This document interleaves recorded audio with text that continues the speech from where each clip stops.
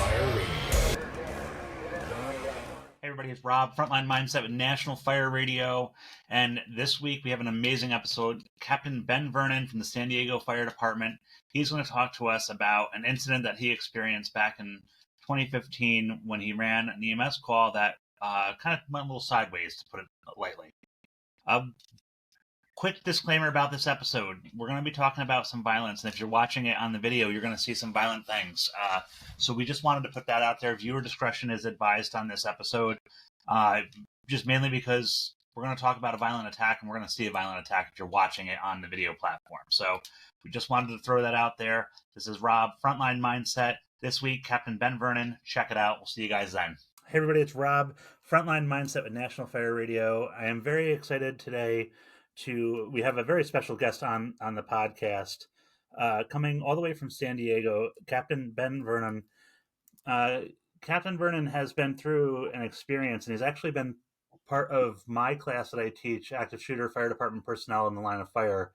And through a mutual friend, I was able to get connected with him to kind of bring him on to the show today to talk about an experience that he went through, which I think all of us are going to pull some true value out of it. So without further ado, everybody, on today's episode of Frontline Mindset, Captain Ben Vernon from the San Diego Fire Department. Ben, thank you for joining us. Thanks for having me. It's fun to be here. Yeah, man. So, like, for those of you that are out there tuning in, like, kind of just give us like a little bit of a background on who you are, so we know, who we're talking to. Yeah. So my name is Ben Vernon. I'm a captain paramedic for the city of San Diego. I started my career in 2006. And I guess I would say I very much wanted to be in the spec ops part of our department, which, what I love about our department, being a large city. I think we're the 8th largest city in the United States. We're the 14th largest fire department. Over 50 stations. We have spec ops. So we have helicopter, and we have SWAT medics, and we have the bomb squad. We have USAR, urban search and rescue, technical rescue team. We have hazmat. We have, wildland specialties. I mean, anything you want, we've got it. And so that was just my passion, joining this large department. I wanted to do spec ops, and I wanted to be known for my technical rescue skills and my hazmat skills. But in 2015, June 24th, I lost a knife fight. To be fair, I didn't know we were knife fighting. Almost died. Got rushed to the hospital. They had to reinflate my lung with a chest tube. I barely made it. My partner got stabbed in the process. We're going to talk about all that today. The mental health became a real big problem for me. I struggled with PTSD.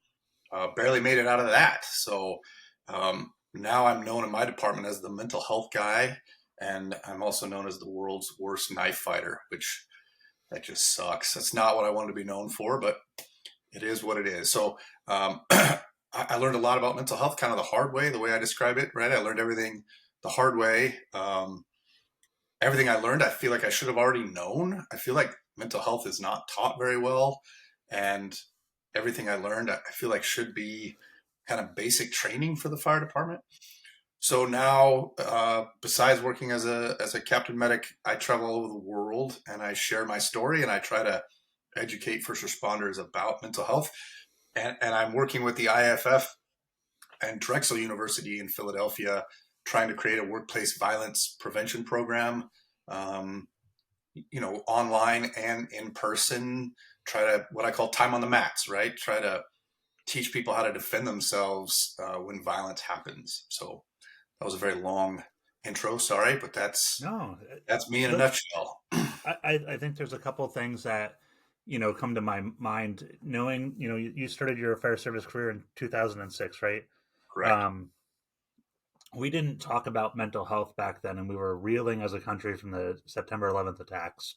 So when it comes to our own preparation, I remember the fact that, like, mental health was this breezed over, hey, you're going to see bad things, and, like, you're going to see a lot of cool stuff, but, like, bad things, like, you might lose some kids, you might see this happen, whatever, and take care of yourself.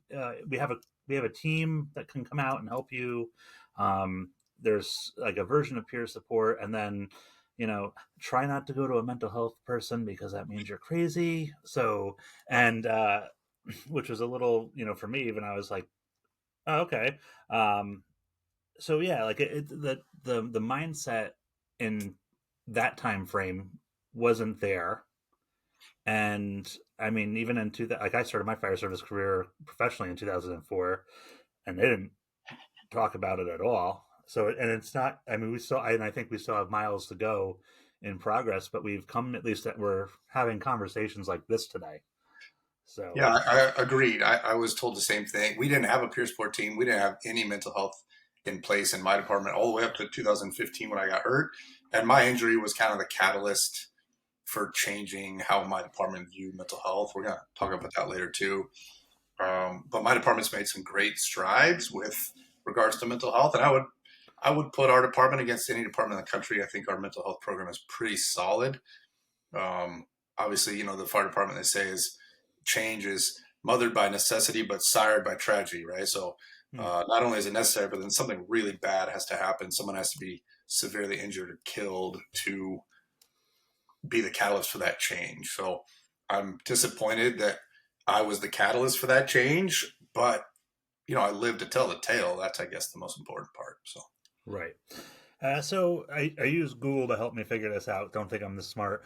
But 8 years, 9 months, and 1 day ago is the exact thing that I figured out from when this attack happened to you.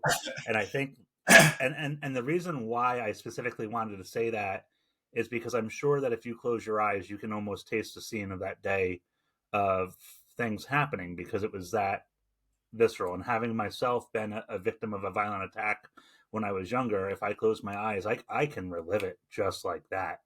So if you're comfortable with it, take us back to June 24th of 2015. Like, yeah, and even before the call, just like, maybe like the ride into the station and stuff, because it probably started out as any other day. There was no foreshadowing. It wasn't like you saw, advertisements for, hey, take a stand. Like, it was just a normal day, right? yeah. So yeah, and I actually have pictures I can walk you through the call leading up to before we even showed Mm-hmm. up, and then what happened afterwards. Show you the video. Obviously, you've seen parts of it, but I can show you more. But yeah, I mean, as far as uh, 8 years into my career, I got the bid. I got to be on the heavy rescue team, so the technical rescue team, TRT, and we were located downtown, Station 4, right next to Petco Park. And so it was a double house. So we had an engine 4, and we had rescue 4 or USAR 4, which was our heavy rescue rig. And the engine absolutely, it was the fourth busiest in the nation, if I remember correctly. I think we were the fourth busiest. So we were averaging 25 to 30 calls a shift. Now, most stations, I don't actually know how other departments do it, but we will work a full month on the pump and then a full month on the truck, or you'll do 4 shifts in a row on the pump and then 4 on the truck. But fours was so busy and so painful that we rotated every 2 shifts.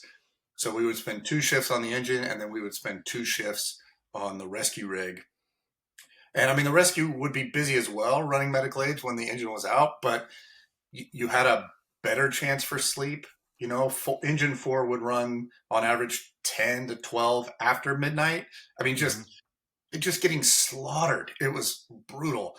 Um, and so it was my turn on the pump, and it was my turn kind of in the barrel, just getting crushed by medical aids. But my crew was unbelievably tight. All 8 of us, the crew on the engine and the crew on the rescue, were just unbelievably close. And that's only happened a handful of times in my career. We can rotate fire stations pretty frequently, actually. And so to have a crew that you're really close with, and, we'd go to Padres games together with our families and picnics, and, this crew is just very tight, and we've been together for more than 2 years. And so I look forward to going to work every day, which is the only way to survive a station like that, right? When you're getting Yeah. slaughtered. But these guys, we laughed as soon as we walked into the station. We were teasing each other and laughing. We would be laughing at jokes at 2 or 3 in the morning, coming back to the station laughing. Just the most fun I've ever had, right? Just and we trained hard, and we were very talented rescuers. Honestly, I'd put my crew against any rescue team in the country. We were tight. We were talented. I loved my crew. I loved my station. And so, yeah, like you said, it is the most typical day. It's a Wednesday. And we run, our station is right between the Gas Lamp District, which is the tourist spot, and then kind of Skid Row. So we spent half our time running on drunk people in the Gas Lamp, and the other half running on drunk people in Skid Row. And the thing with Skid Row, homeless are violent, they're aggressive, sometimes they're dangerous, right? But we were so used to that. And I was used to getting into fights, but it was always 4-on-1. They were drunk and slow, and I'm fast and quick, and or I could talk them down, right? I was very good at talking people down, and so my confidence in handling myself in violent situations was probably overinflated. You know what I mean? I was always going up against people who were inebriated, and I always had a team with me, and so we always won. And I didn't ever get off the rig looking for a fight. That wasn't where I wanted to be. I was happy to help people, but if violence happened, we handled it, and it wasn't a big deal. Yeah, and I think that's just a quick point to hit on, is that, like, in urban environments, prior to getting hired by the fire department, I worked in the city of Poughkeepsie for the local ambulance service. You develop a skill set to use verbal judo very quickly, and it is a false confidence that builds, because time after time after time, you either de-escalate a situation with your verbal judo skills, or, like you said, drunk and slow, are able to prevent whatever is about to happen. Right. And it may involve even a weapon, but, like, because it didn't go to the next level, you are like, yeah, all right, cool, next one. Correct. Yeah. And I'd never lost, right? I was undefeated. But can we talk for a second? And you said a talking point. I've never formally been trained in verbal judo. Right. And I've never been formally trained what I call time on the mats. De-escalation doesn't work, and so you got to put your hands on somebody. I never received any formal training there either. And that's something I'm working on with Dornsiff School of Public Health, Drexel University. Dr. Jennifer Taylor is the head of the FIRST Center, which is Firefighter Injury Research and, oh man, she's going to kill me for not knowing what FIRST stands for. Safety Trends. So Firefighter Injury Research and Safety Trends, the FIRST Center, and the IFF have partnered, and they're trying to, I want to help them create a hands-on time on the mats, right, where we are wrestling people, because I never received any formal training. And so, now June 24th, 2015, I'm undefeated. I'm overly confident. I haven't received any formal training. And now I run a call that is run of the mill. So if you mind, can I share my screen with you? Yeah, go ahead. All right, let's see. Let's do entire screen. To share audio, share a tab instead. I don't know what that means. I'm hoping. There you go. That's cool again. Yeah. All right, let me bring this up. And tell me if you can see this. Can you see this? Yep. Yeah? Yes. Real quick, can you hear that? In their normal lives. I can. And you seem to go through that very well. Okay. But when one of ours is involved, it really changes the dynamic. Well, we don't need to do the video. But again, I like showing this picture of me for 2 reasons. The first is because I'm absolutely gorgeous in this photo. But the second reason, right? This guy is cocky, arrogant, smug. I would not have been there for you if you were struggling mentally, right? If you were hurting, I would have said, well, suck it up, Buttercup. It's what you signed up for. The day this picture was taken, I'd been a firefighter for 1 day, right? So I just want to go back and punch that kid in the face because he didn't get it. We talked about me and all of my accolades. Yay. Come back to that. So we talked about it, right? No training. These are the 12 slides that I received in EMT school. And so I was an EMT instructor for over a decade at our local junior college. And the very first day of class, day one, we cover mental health for us. It's 12 slides. And so if you go with roughly a slide a minute, right, you get 12 minutes of mental health training with regards to your own mental health. And then you never see these slides again, because I didn't see them in the medic program. I didn't see them in the fire academy. And then once I get out of school, right, I'm taking rescue classes, and I'm taking investigation classes and inspection classes.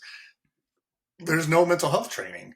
And so I like to say, if you weren't paying attention on the very first day of class, in 12 minutes, you missed the only training you're going to get with regards to mental health. And so that's very frustrating and something we need to fix, So here we go, June 24th, 2015. And I'm assuming you have not seen these pictures. So the gentleman in the white t-shirt, we're at a trolley stop, right? So this is the trolley stop on Park and Market. It is in the heart of downtown, and you basically can take it to get you to Petco Park. You can see this okay? Yep. Perfect. So my patient is an intoxicated male. He's homeless, in his 50s, and he's sitting on a park bench. And basically what happened was this guy was so inebriated, he was kind of falling all over himself, almost wandered onto the tracks a couple times, like was clearly a danger to himself.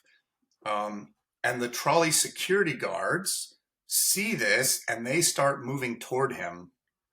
And at the same time, another homeless gentleman, the black t-shirt here, he sees this as well, and they all kind of converge on him at the same time. And so one thing I want to make clear, you see these security guards, they're wearing badges, guns. They've got the Batman belt, right? They got handcuffs, pepper spray, guns, batons.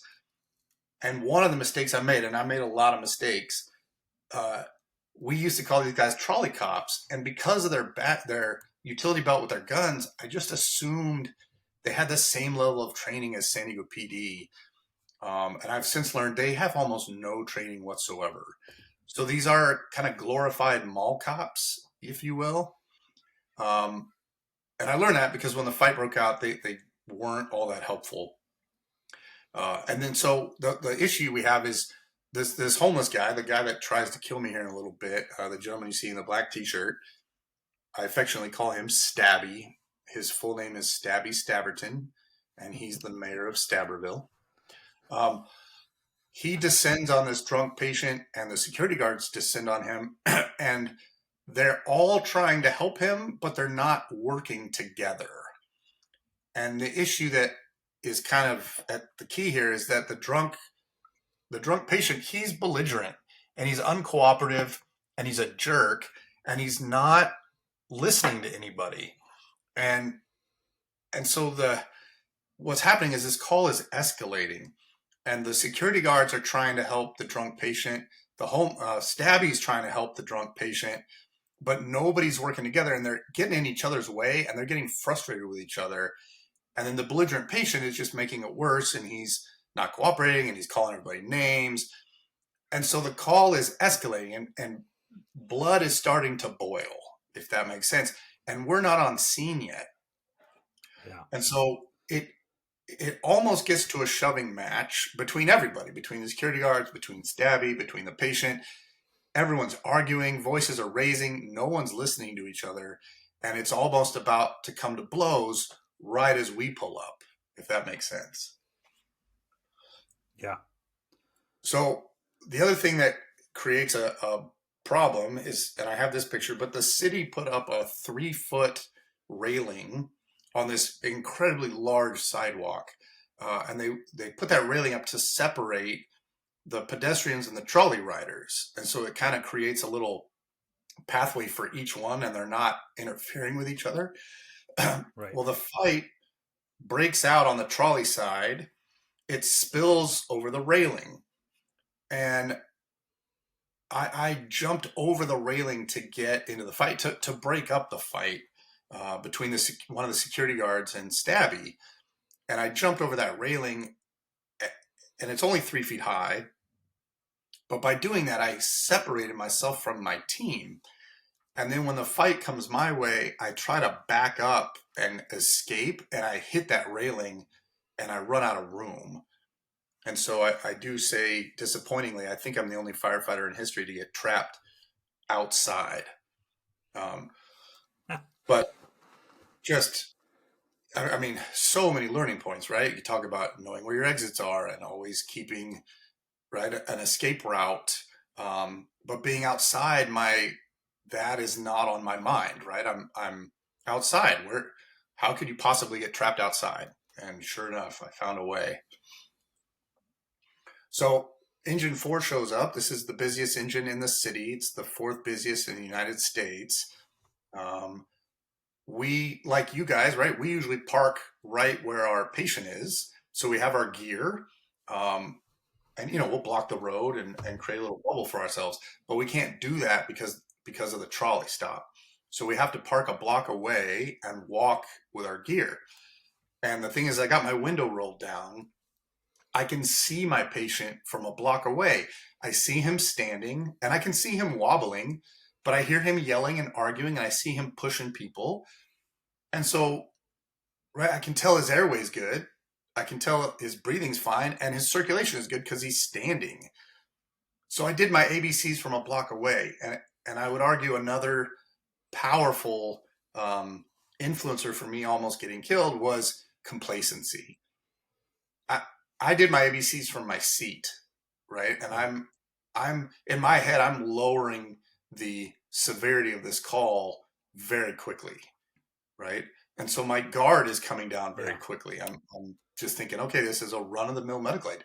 And by the way, this is our 10th call of the day, and it's our 3rd time at the trolley stop. So I've already been here twice today, and nothing happened, right? So complacency, what is the word I'm looking for? Just the same pattern over and over, right? Like I've run this call so many times that it's just no hairs on the back of my neck are standing up at all. I get out to grab my gear. One of the trolley guys comes over. I didn't know these guys were wearing body cams, but the guy says, "Hey, you're here for a drunk male." And at no point does he say, and by the way, for the last 20 minutes, we've been getting into it with a bystander, and it's almost come to blows, right? Like we don't get that turnover at all. So we grab our gear and we walk a block in, and we arrive and we make our little bubble, right? We surround the patient. We kind of crowd everybody out. You know what I mean? Right. Yeah. So there's 4 professional firefighters, and all of us are big people, right? We're not tiny people. And then we have 5 security guards with guns. So it's 4 p.m. on a Wednesday, outside. The weather is 72 degrees, partly cloudy. I'm at a place I've already been to 2 other times that day. I'm surrounded by 5 guys with guns and 4 professional firefighters who are all big people. So no red flags, right? Like there's no way I'm in danger, right? Well, when I arrive, I get a turnover from Stabby, and I placate him. I listen to him, and we've all had turnovers from homeless people. They want to be helpful. They're not. They give us a bunch of info that is irrelevant. But I listen to them, and I kind of play the game, and I placate them, and I go, okay, thanks for that turnover. I appreciate it. My partner jumps in. He's trying to establish some rapport, get some vital signs. You can see my captain in the back. We have iPads, and we put all the medical information into the iPad. And then when the ambulance arrives, we can transfer that information to their iPad. Do you guys have that? No, we've got tough books, but we don't. Soon. Well, I got to tell you, it's pretty nice because when the ambulance arrives, then they can forward their stuff to the hospital.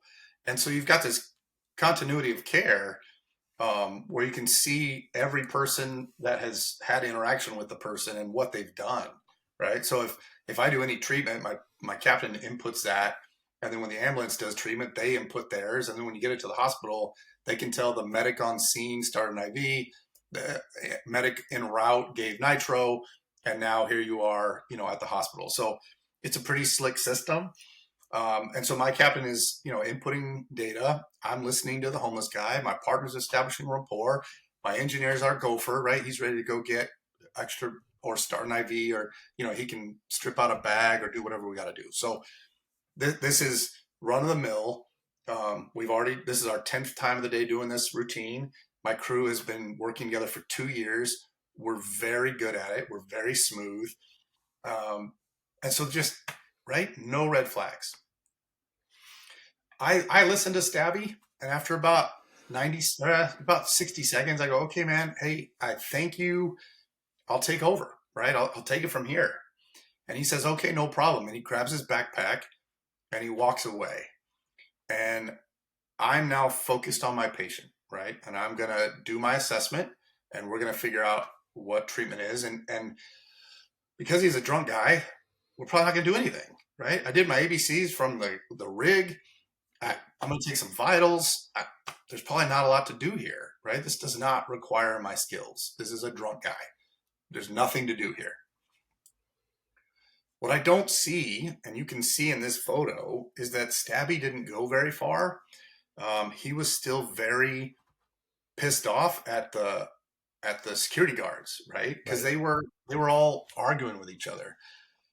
And so as I'm doing my assessment, Stabby left. I watched him leave. What I don't see is he didn't go very far, and he re-engages with the security guards, and he starts arguing with them again. And he was basically saying, hey, you guys are being disrespectful. I was trying to help. You were getting in the way. Well, they re-engage. They're still pretty pissed off at him. And they start yelling at him, hey, man, we don't need your help. We do this all the time. You made our jobs harder, and we don't appreciate you getting in the way. And they start going back at it. Well, I hear that, but I work downtown, and, there are homeless people argue with light poles, and I don't engage, right? I hear it, but I'm like, whatever. It's out of sight, out of mind. I got a job to do. What I also don't see, and again, with this picture, you can see my back is to the activity that's going on behind me, but Stabby is angry, and so he turns and he starts taking his anger out on my captain.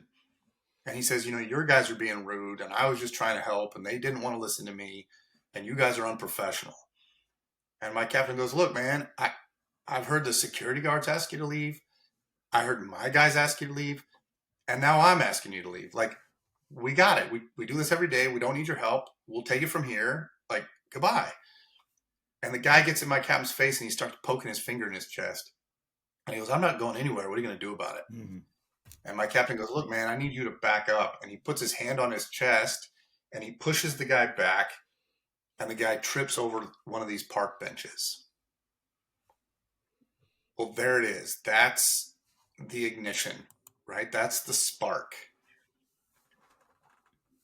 You understand, we've only been on scene total as a crew for about 90 seconds, right? We came in, I got a quick turnover, I jump in, we start doing an assessment, and then all of a sudden, it is game on.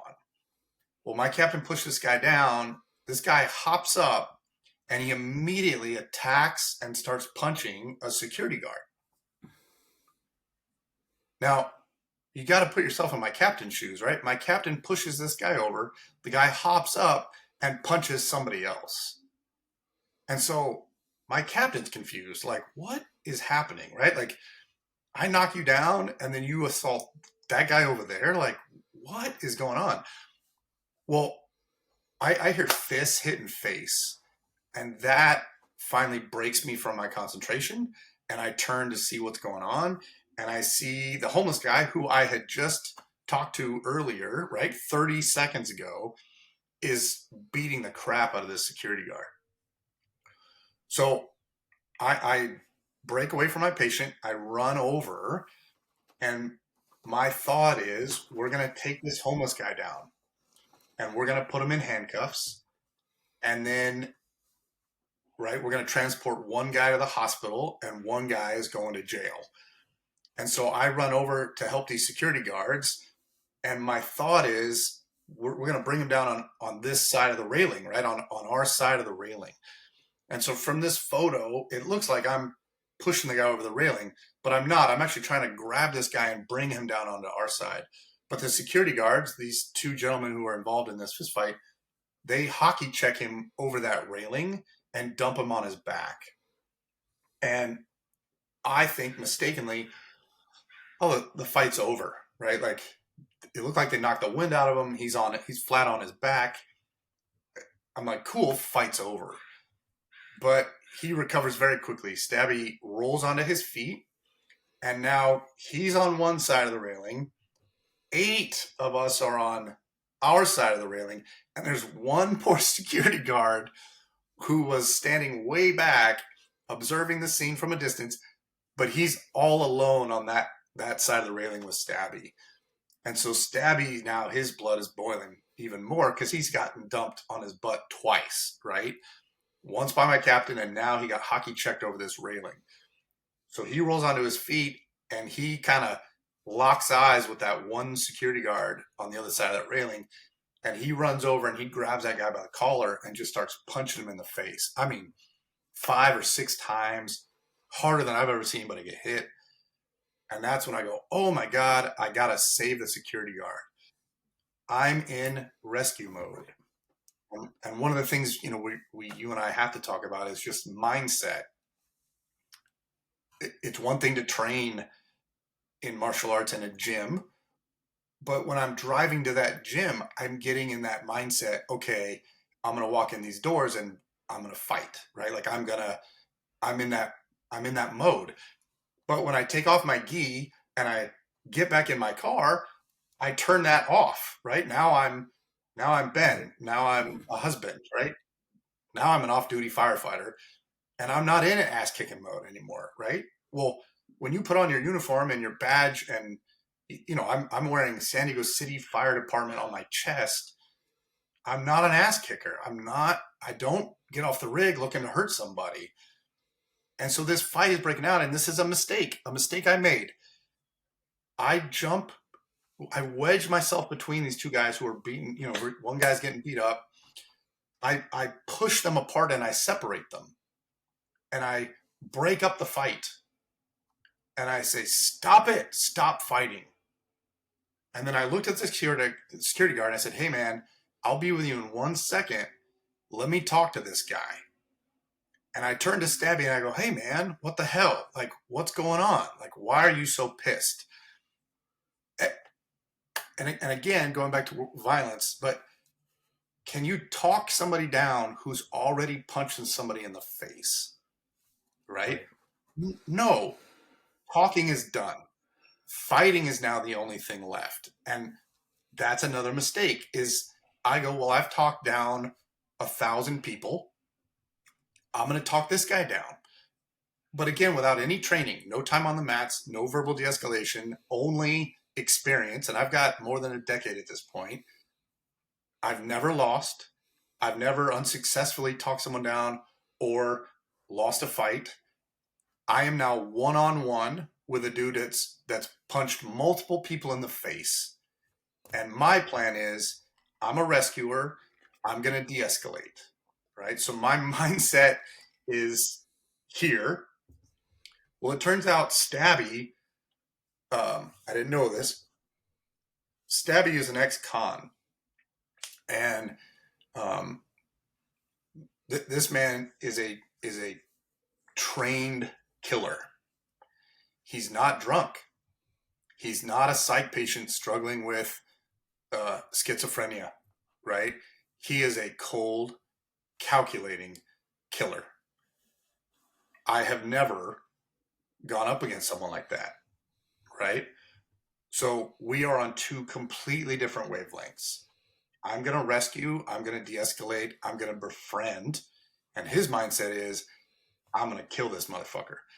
And let me tell you, man, that that is very different mindset, right? Like, and I've missed all of this. So you've seen the pictures leading up to the fight. I break up the fight. I separate two guys. And a mistake I made, I gave a cold-blooded killer the opportunity to regroup and rearm. Right. So what was fists is about to turn into blades. And so from the video, you can see my hands are up and I'm trying to de-escalate. And you can see my man, he is moving in my direction and his right hand is going for a weapon. The security guards are pepper spraying from about 50 feet away. So their lack of training, right? They have not engaged. And here, for the first time in my life, what was 9-on-1 is now 1-on-1. And I realize how bad a spot I'm in. And I look at the look on his face and I can tell right away, I'm in a bad spot. And so I try to back out and I hit that railing. I run out of room. Well, as you can see here, this is where he shoves the blade just above my belt, right around my kidney area. Now, he missed my kidney by about an inch, but he severed a nerve in my back. And I have no feeling in my lower back at all. I can tell you I didn't feel a thing. I didn't feel any pain. The weird thing for me is this guy came chest to chest with me, and I thought, okay, I'm about to get in a fight. This guy's going to swing. You know, I see him swinging. And so I kind of block my face and my head, and I just go, all right, here we go. And he gets chest to chest, and he punches me in the back. And I remember thinking, man, this is a weird way to fight, right? Like, I've never gone toe-to-toe with somebody and then try to punch them in the back of the head. Do you know what I mean? Like, you punch them in the front. And so I'm like, what a weird technique. You know, I'm like, this guy fights like a weirdo.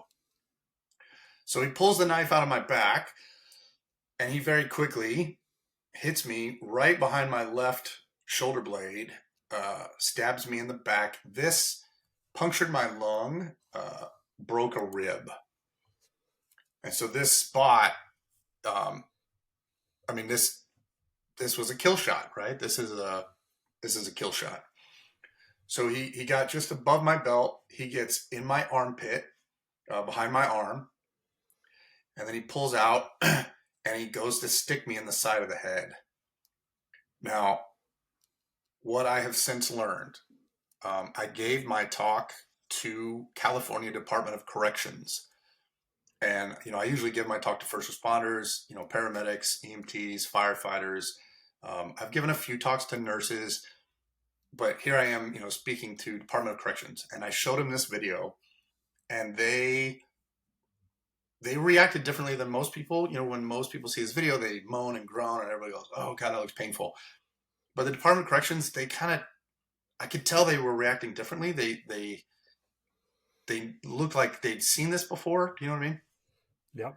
When my presentation in the Department of Corrections was over, they came up to me and said, hey, Ben, can we show you a video? And I said, absolutely. And they said, check this out.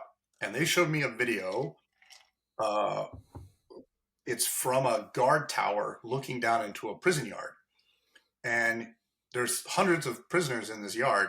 And some guys are playing handball. Some guys are lifting weights. Some guys are walking around the track. But there are like 3 or 4 guys, and they're over near like a pull-up bar. And they've got sticks in their hands, like pencils. And they're hitting the vertical bar that holds up the pull-up bar. And they're hitting the vertical bar 3 times very quickly. Low, medium, high, low, medium, high, low, medium, high, as fast as they can. And I said, well, what are those guys doing? And he said, well, they're practicing to kill us. And he said, you know, we wear protective body armor. We wear, you know, stab vests when we were walking in the yard. And so they stab us just above the belt, below where the vest is. They stab us in the armpit where there is no vest, and they stab us in the head. And so they said it's very fast, it's very violent, and it's very lethal. And they said, we watched your video. That guy was stabbing you as if you were wearing a protective vest. That guy is a prison-trained knife fighter. And it turned out he had been to prison and he had learned how to kill guards. And so he came at me and stabbed me where my vest would have been had I been wearing one. So you talk about chilling, right? Like just bone chilling, like terrifying. Where I got insanely lucky is when he pulled the knife out of my chest, all the air in my lung went out sideways. It knocked the wind out of me. And I doubled over. I kind of went, ugh! And as I doubled over, he tried to stab me in the head and he missed. And so I got very lucky, right? As anyone who's almost being murdered can tell you, it's pure luck. When my guys, when I came back to work, the men and women in my department had all seen this video and they go, Benny, you are such a badass. That guy tried to stab you in the head and you ducked that guy. And I just go, well, yeah, I'm a badass. Yeah. What do you want me to say? Right. What I didn't tell them was just insanely lucky, right? I just doubled over because it knocked the wind out of me. It had nothing to do with skill whatsoever, but I don't tell my people that. So, and as he knocks, I just want to jump in here real quick, Ben. Yeah, just from looking at the timestamps, you're looking at no more than 15 seconds from that one image you showed. Like this is like fast. Yeah, the entire fight. So he stabbed me twice, and then you can see my partner here. My partner doesn't see the knife. He jumps over and he tackles the guy, right? In the fire department, we have two moves. We talk or we tackle. So I tried talking. That didn't work. So my partner tackled. Well, my partner didn't see the knife, and so he body slammed the guy and is laying on top of him, and the guy had the knife in his hand still. So he just started stabbing my partner in the back very quickly, stitched him up quick as well. He stabbed my partner 3 times. Well, he got me twice. He got my partner 3 times. Overall, in timestamps, the entire fight was less than 5 seconds. It's over so fast. 2 men stabbed a total of 5 times in less than 5 seconds. So I do love to show in slow-mo, and I feel bad for the people that are listening and can't watch the video, but when he hit me in the head, it knocked my glasses loose, and I didn't know I'd been stabbed at this point. The first thing I did after he stabbed me was fix my sunglasses. And so I love showing that video because it looks like I'm cool, calm, and collected and just, fixing my sunglasses. But you see my engineer, he grabs me. He did see the knife. He knew what had happened. And so he grabs me and he puts all his strength into pushing me out of the scene. He pushes me to the right to clear me from danger. And my partner sweeps in front of me and just levels this dude with a sweet tackle. I mean, he was a football player and he just leveled this dude. And so as I'm flying off to the right, my partner is tackling the guy to the left. I'm like, oh, wow, okay, like fight's over. And then all of a sudden I couldn't breathe. I couldn't take a full breath of air. I couldn't, I was like, oh God, what's happening? And then I felt in my kidney area, there was just warm, wet liquid sticking to my shirt. And so the warm, wet liquid, not being able to breathe, it took me a couple seconds, but I go, oh, that wasn't a punch. Like, that's why he punched me in such a weird way. I go, that dude stabbed me. And so it took seconds to figure out what was happening. And you can see my face, I'm kind of grunting. I'm like, oh God, that hurt. What the hell? And so I show this video in slow motion, the entire clip, because I'll show you the same clip in real speed so you can see how fast this fight actually happened. And now, Robert, tell me, what of these videos do you have? Do you have this stuff? I have the captain shoving him popping back up, and then it's the slow motion of the knife, but it's only the one that like it goes in to the one to your by your kidney, and then it goes over top of your head. Like the one in the shoulder is missing. Oh, okay. Well, I'm going to give you all these, man, so you can make your presentation a little cleaner. And then, Robert, because you'll appreciate that, you can see in the video, our patient just curled up into the fetal position in the middle of this fight, and I didn't see any of that. Right. He just curled up into a ball, started sucking his thumb as all hell broke loose. Right. So the first in ambulance, which was supposed to be there for him, took me and rushed me to the hospital because I couldn't breathe. I knew my lungs had collapsed. Another ambulance jumped the call and showed up real quick to grab Alex. So the two of us were rushed. We ended up at two different hospitals.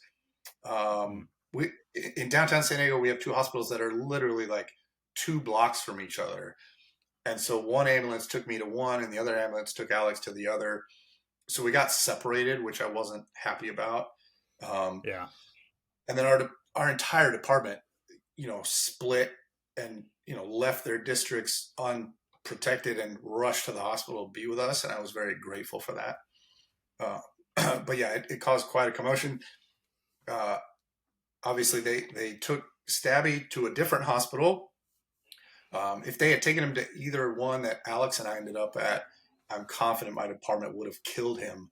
And so they drove him quite a ways away to another hospital to keep him safe from us. Because, he got pepper sprayed and beat up.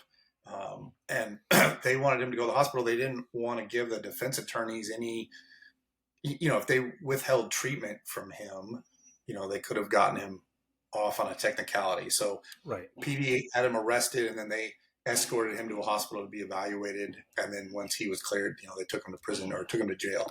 And then a fourth ambulance was called to take our drunk patient to a fourth hospital, obviously to keep him safe, because it was just chaos, right? I mean, everybody was very emotional and angry, and and people start filling in the blanks there, like, because it's going to be shunted information. So, this was the patient was a friend of Stabby. Let's get because it's exactly. I'm going to say this delicately. It's not our best moment, but if somebody attacks one of my crew, you're damn right. I'm gonna I want to sit there and be like, no, I'll be the bigger man and let the legal system take care of it. I know where my emotions sit. And I always tell people there's a reason why we shouldn't have guns in the firehouse. Yes. So it's so totally understand that, all of that, and how frustrating it had to be separated is even worse. It was chaotic. So here's the same clip I showed you, but in real speed. And the video is loud, so be prepared.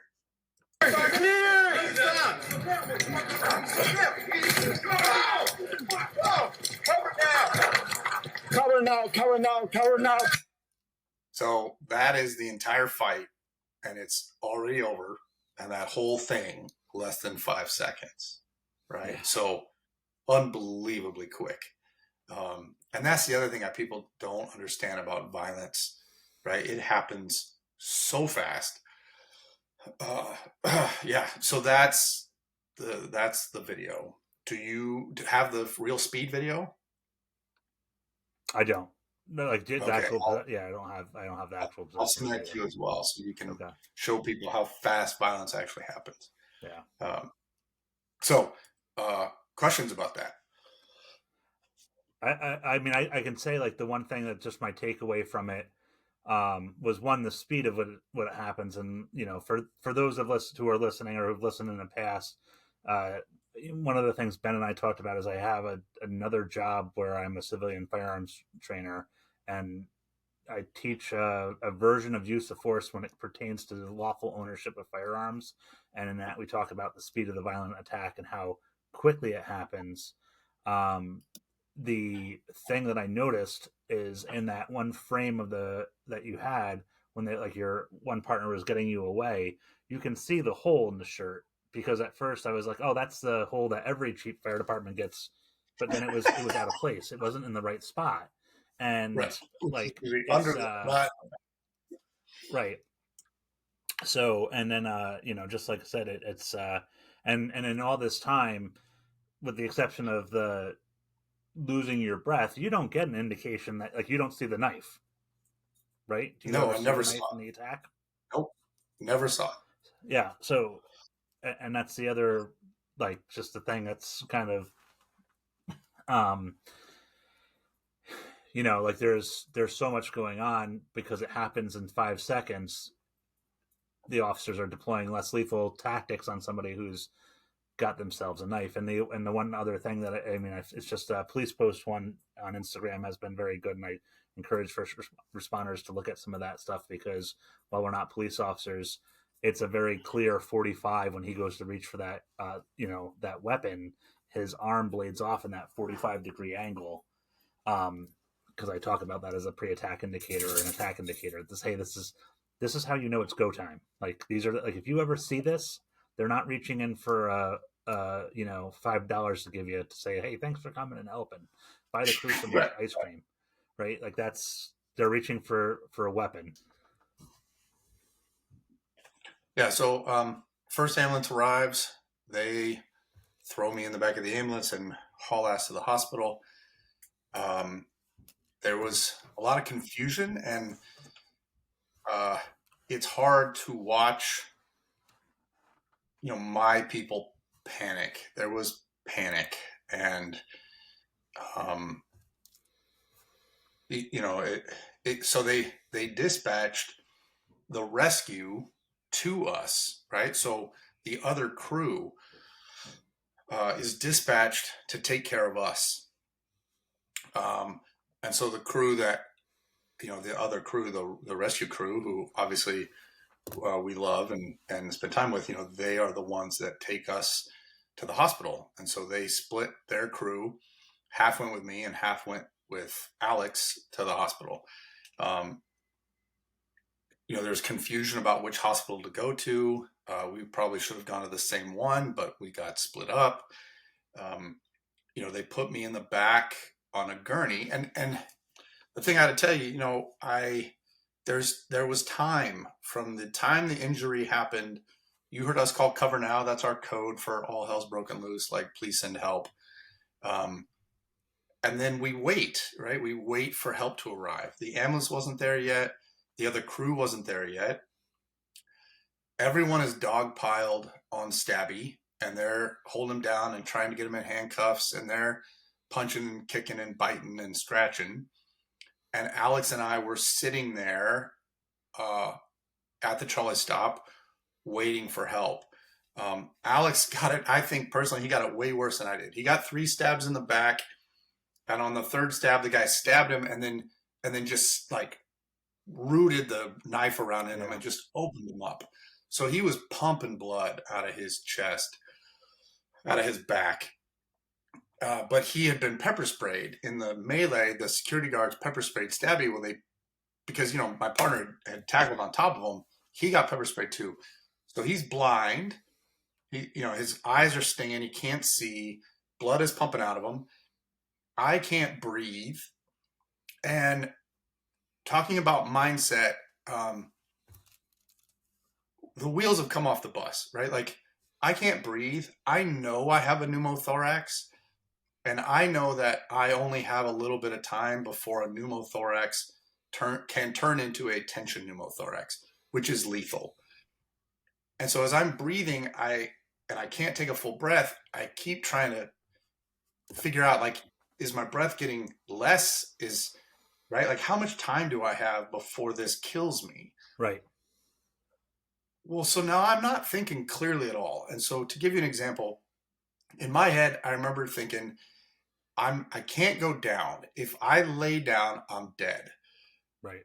And so I'm holding on to that handrail that kept me, from escaping. But now I'm holding on to that thing. And my head is, if I can keep myself on my feet and stay on my feet, then I won't die. Well, that railing became life. And so to give you an example, Alex is bleeding. The one thing I didn't bring was the trauma bag. I didn't bring the trauma bag to the call because this was a medical aid for a drunk guy.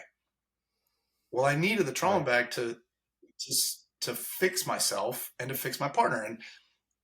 And to give you an example, right, when we're on a plane, they say, hey, if the oxygen masks drop, put the mask on yourself and then help somebody next to you, right?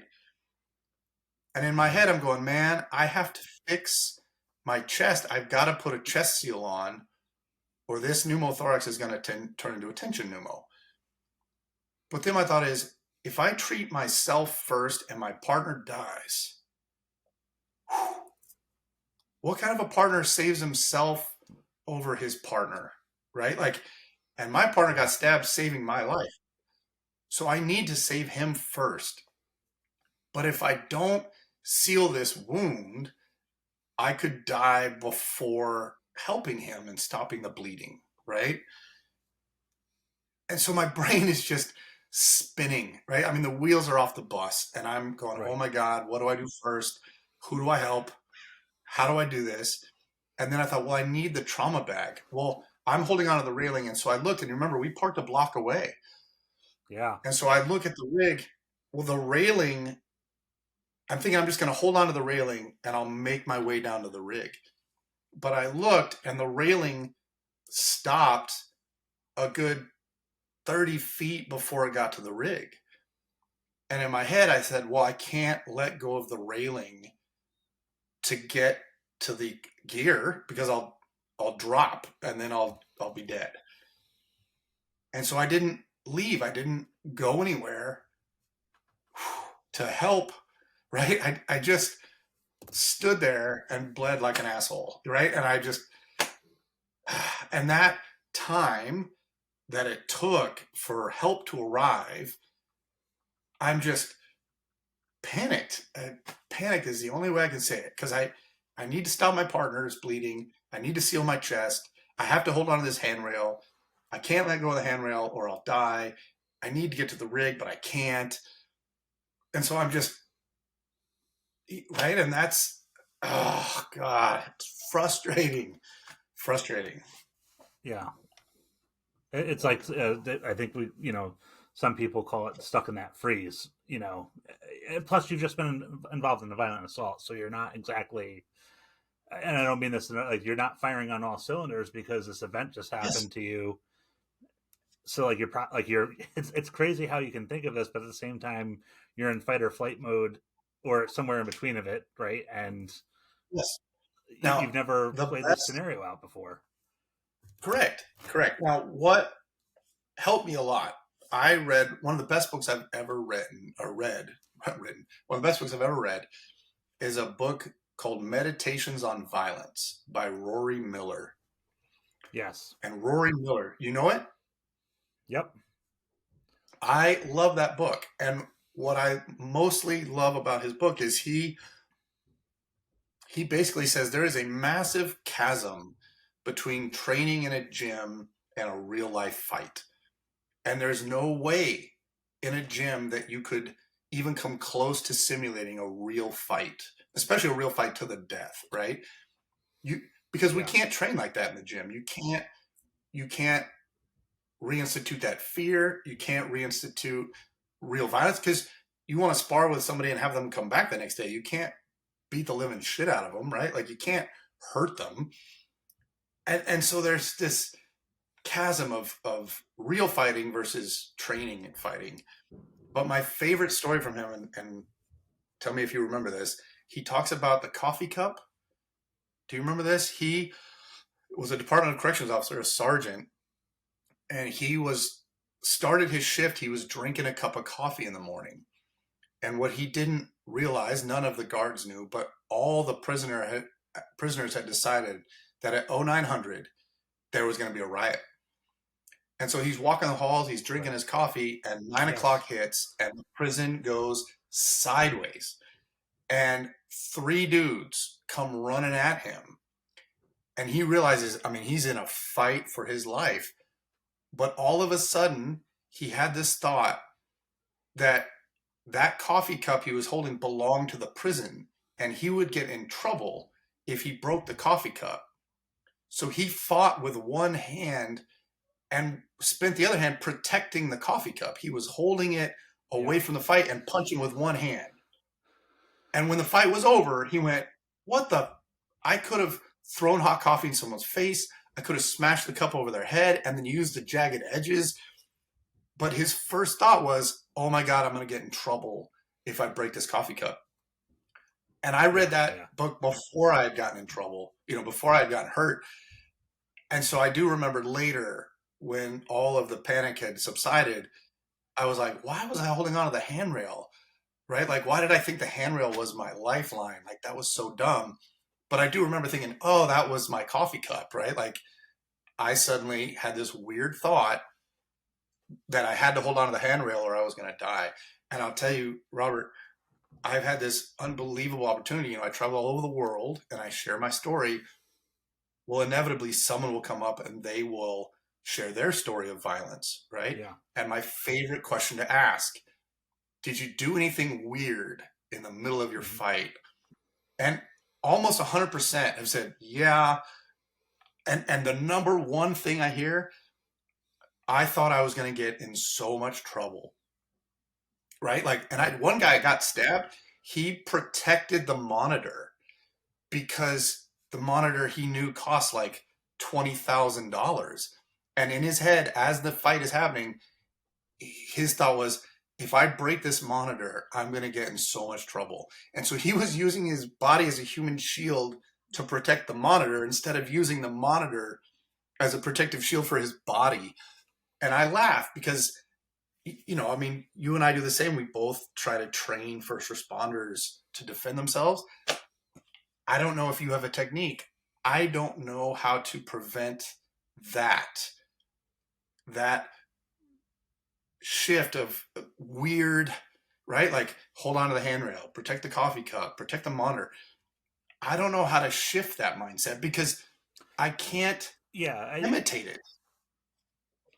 I think one of the things that I know, and said, and the worlds are going to collide here a little bit, which I'm always a little, I get cautious with because, like I'm a 2A supporter, but I'm not exactly snorting lines of the Second Amendment off the counter, So I don't want to be like, hey, there's this gun nut that's also a firefighter, right?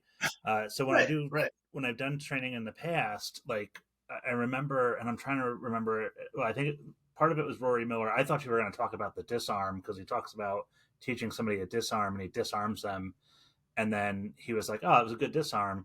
And the person immediately took him to ground and he wasn't expecting it. The student did because like that's what they were taught in that particular dojo was disarm, ground, go to the ground, get control, right?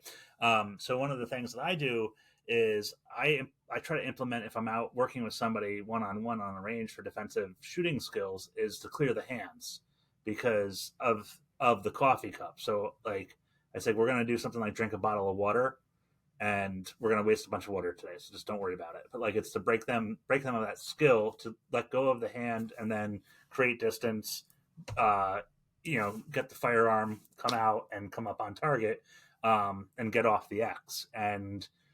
But the only way, like I can only do that on a static range in this controlled environment, right? Because I don't have access to certain things. And my full disclosure, that's where I probably teach a little bit beyond my scope or skill set because like that's about the most that I get to because I always tell people, listen, I teach you these things and I can teach you to shoot a paper plate. So but that's one of the things that I've done is that like having a bottle of water or a Coke or something like that, something they have to engage with and then drop it. Yeah, I appreciate that you do that. I guess what I don't know how to do though. So you're clearing hands, but the mindset when you're actually in a real is going to be so much different, right? Like, correct. Oh man, it's so hard, and we don't carry firearms. And I agree. It changes our mindset. If you put a sidearm on me and I get off the rig, I'm now not a rescuer, right? I'm in a different mindset. And PD, I love our brothers and sisters in blue. Mm-hmm. Their mindset is different than ours. And we've all had that where you're working on building rapport with a patient and you're getting him to eat out of your hands. And then a police officer will show up and they do their thing of like, hey, give him your ID. And the guy gets all pissed off and you're like, dude, I had it, but they are on and they are ready for violence. But that changes the way they interact with the public and that changes it's very difficult. So I other don't thing know that I how to do train that. What's that? yeah, no, I was gonna say the other thing I do in class is Dennis Tooler from Salt Lake City is a detective who figured out the Tooler drill essentially, in that in 1.5 seconds the average adult can cover 21 feet, and the same Yep. 1.5 seconds is what it takes somebody to draw their gun and put 2 rounds on target. So I learned this. I did a class and I used two brothers.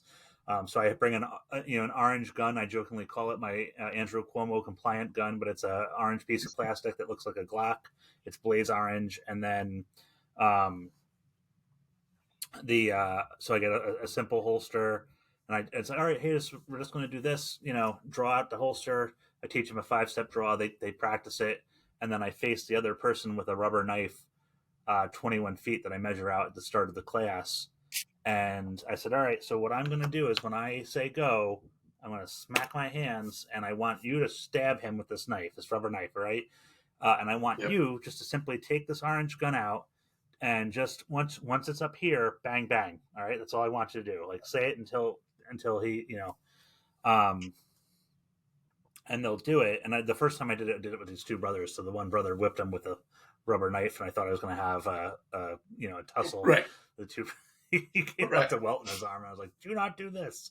I should have known two firemen were going to screw it up from the beginning. But like, that's the only other thing, is that like it's just an illustration. And I always say, like, listen, this is no skills, right? But like, think about it this way: like, police officers who have skills, who train in this, are still in that area where they're not going to get this. It's going to happen that fast, and it's a good visual description because it shows everybody just how quickly it can happen. Because I don't think, like you said, like this happened in 5 seconds. People don't understand the speed of a violent attack, Right. and especially if, like, Stabby didn't. I don't think he woke up that morning and was like, I'm going to stab a firefighter or two today. Right. I'm going to try to Right. punch the cops. Like, that situation, like, there was a fuse that got lit and he exploded with that. Probably in some cases, my college, or my firehouse psychology degree said he went back to the yard in that moment. Like, because Correct. he was trained in that. So he went to his lowest level of training in the fight. Right. But yeah, how it's a lot to unpack, and It is. it happens fast. It's complicated, and it's tricky. And so, again, my two passions: mental health and workplace violence. How to prevent violence. Yeah. And I obviously, I think the number one way is to prevent it by de-escalation and not getting off the rig with a bad attitude. I think that is honestly the easiest way to prevent violence. Because once it comes to blows, all the training in the world, right? You're gonna lose, and if a knife comes out, you're gonna get stabbed. And even if you have a gun, like you said, 21 feet, you're gonna get stabbed. And then just the mindset of like, oh man, I'm gonna get in so much trouble. Like, I'm in this fight now, and if I hurt this guy, I'm gonna lose my job. And so now you're pulling your punches because you don't want to actually cause pain. While this guy's trying to kill you, you're trying not to get in trouble, right? And I don't know how to train that out of first responders. And I think so. Maybe just to jump in quick, Ben, too. Like, I think that's where. So when I came up with the class, a gun is a very if you're getting shot at, like, there's nobody in the world that's going to be like, oh no, you should have done this. Like, bullets are bullets and they're flying. Like, time, distance, and awareness is all, like, we got to get away from it. And it's like that run, hide, fight.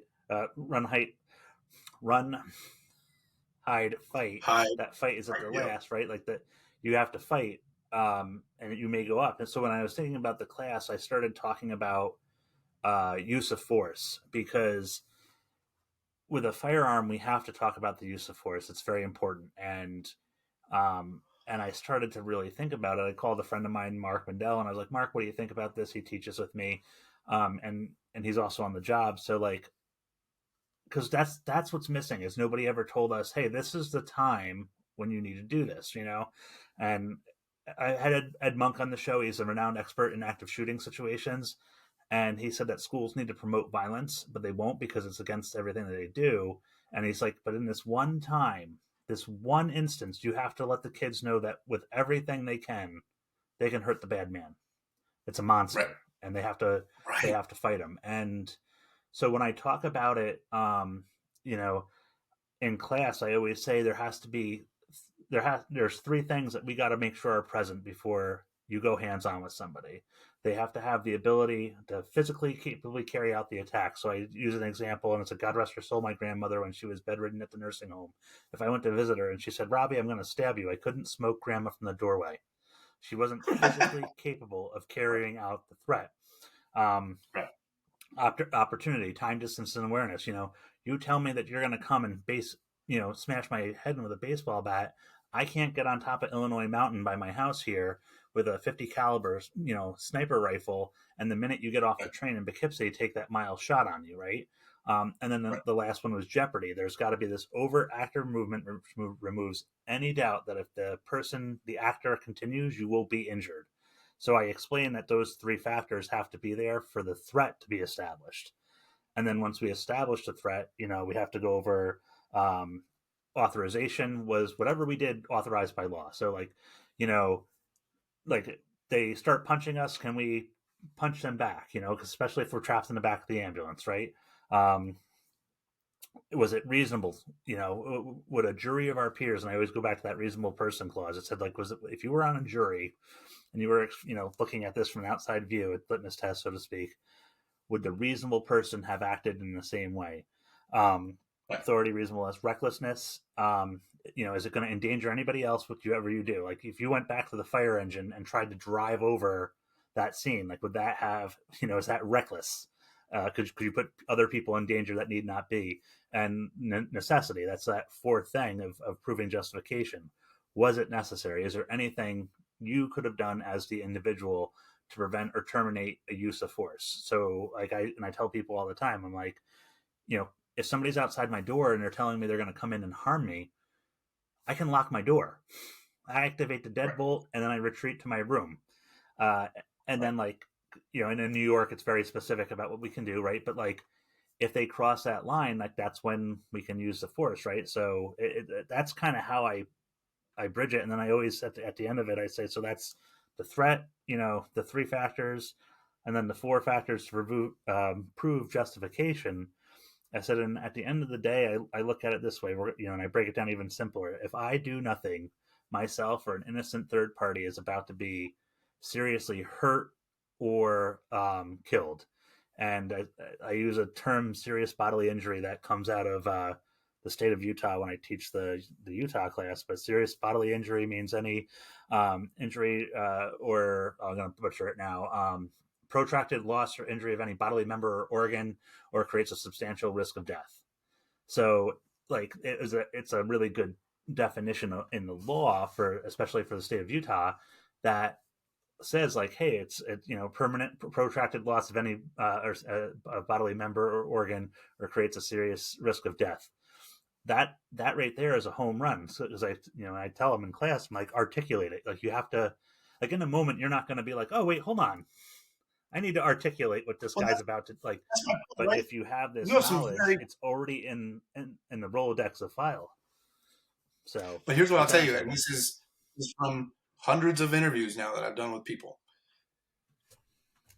No one I've talked to, when they are being assaulted, fights back. Nobody. Every single firefighter I've ever talked to, EMT and medic, don't fight back. They go, oh man, I'm going to get in trouble. The only time that our people successfully flip the switch and go, oh no, this fucker's dead, is when they attack our partner. It's only when we see somebody attack our teammate that we flip the switch. And this is just, I mean, there's no study. It's just me interviewing a bunch of people. The only time I've ever heard first responders go, oh no, game on, right? Oh no, you didn't. Now it's on, is when they see their partner get attacked.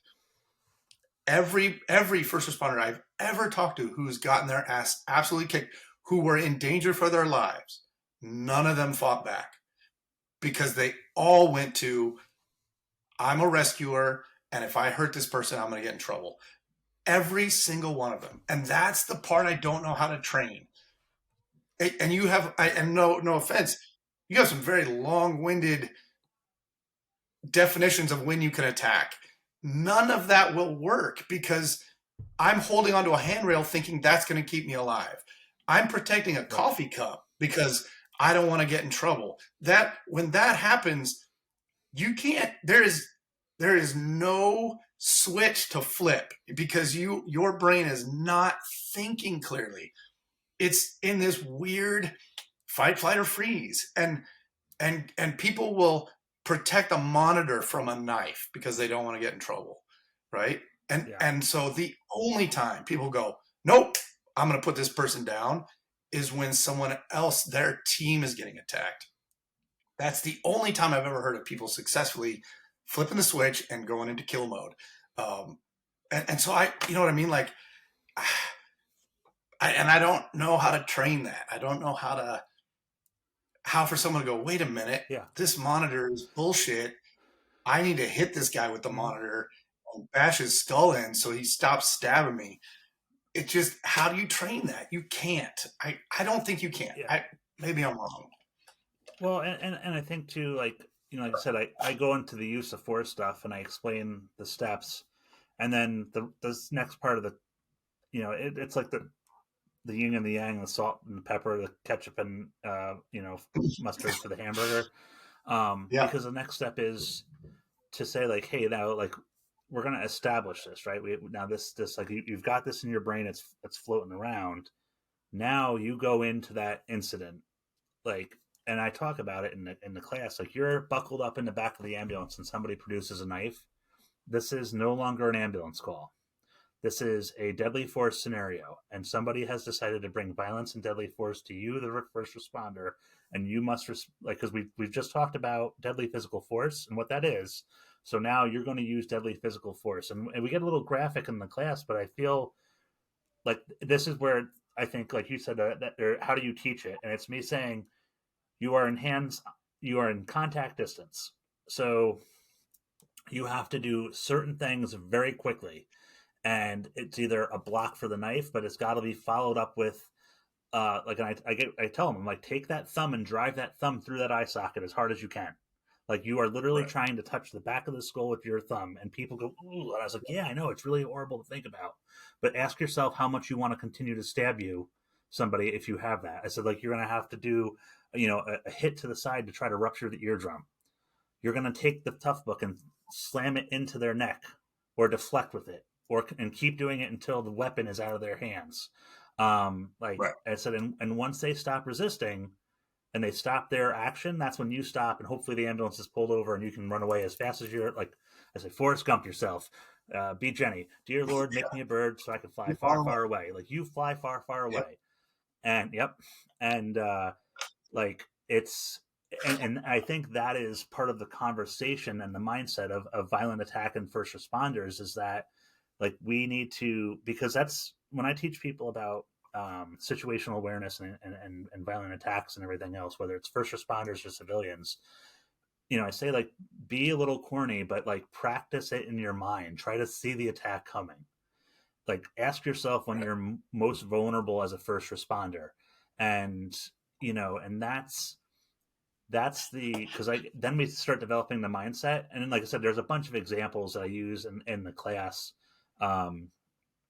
You know, and I, like I said, there's you were an example that I used in the class. There's an incident in, I think it's Vancouver or something like that in Canada. A firefighter gets punched at a hockey game by a disorderly person,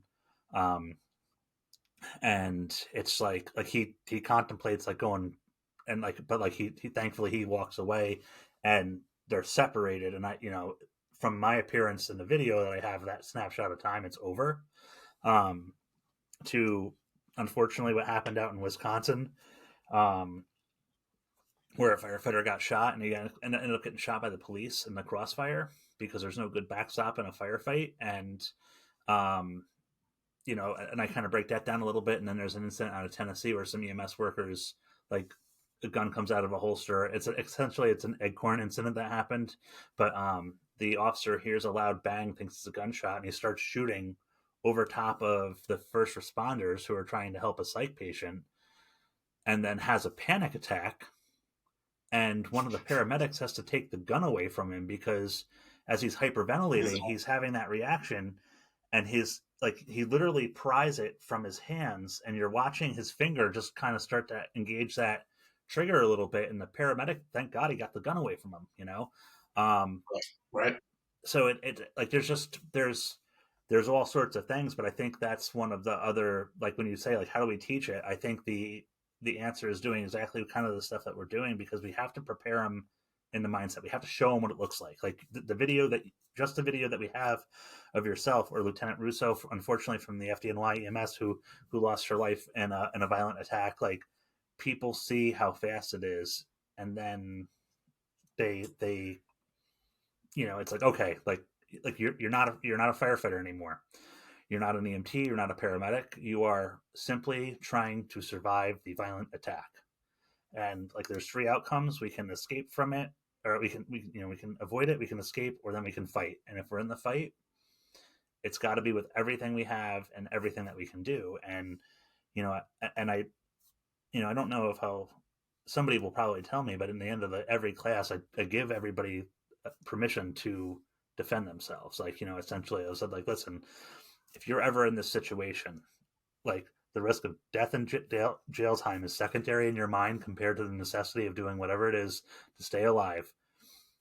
For $1.25, I'll buy you a cup of coffee and I will have your back. Like, because like, you have to make that decision or you will become a victim, and you may not return home to your family. And I don't want that. I don't want to bury a brother or sister because they hesitated, Right. And that's, again, training, right? I think ultimately training. Yeah.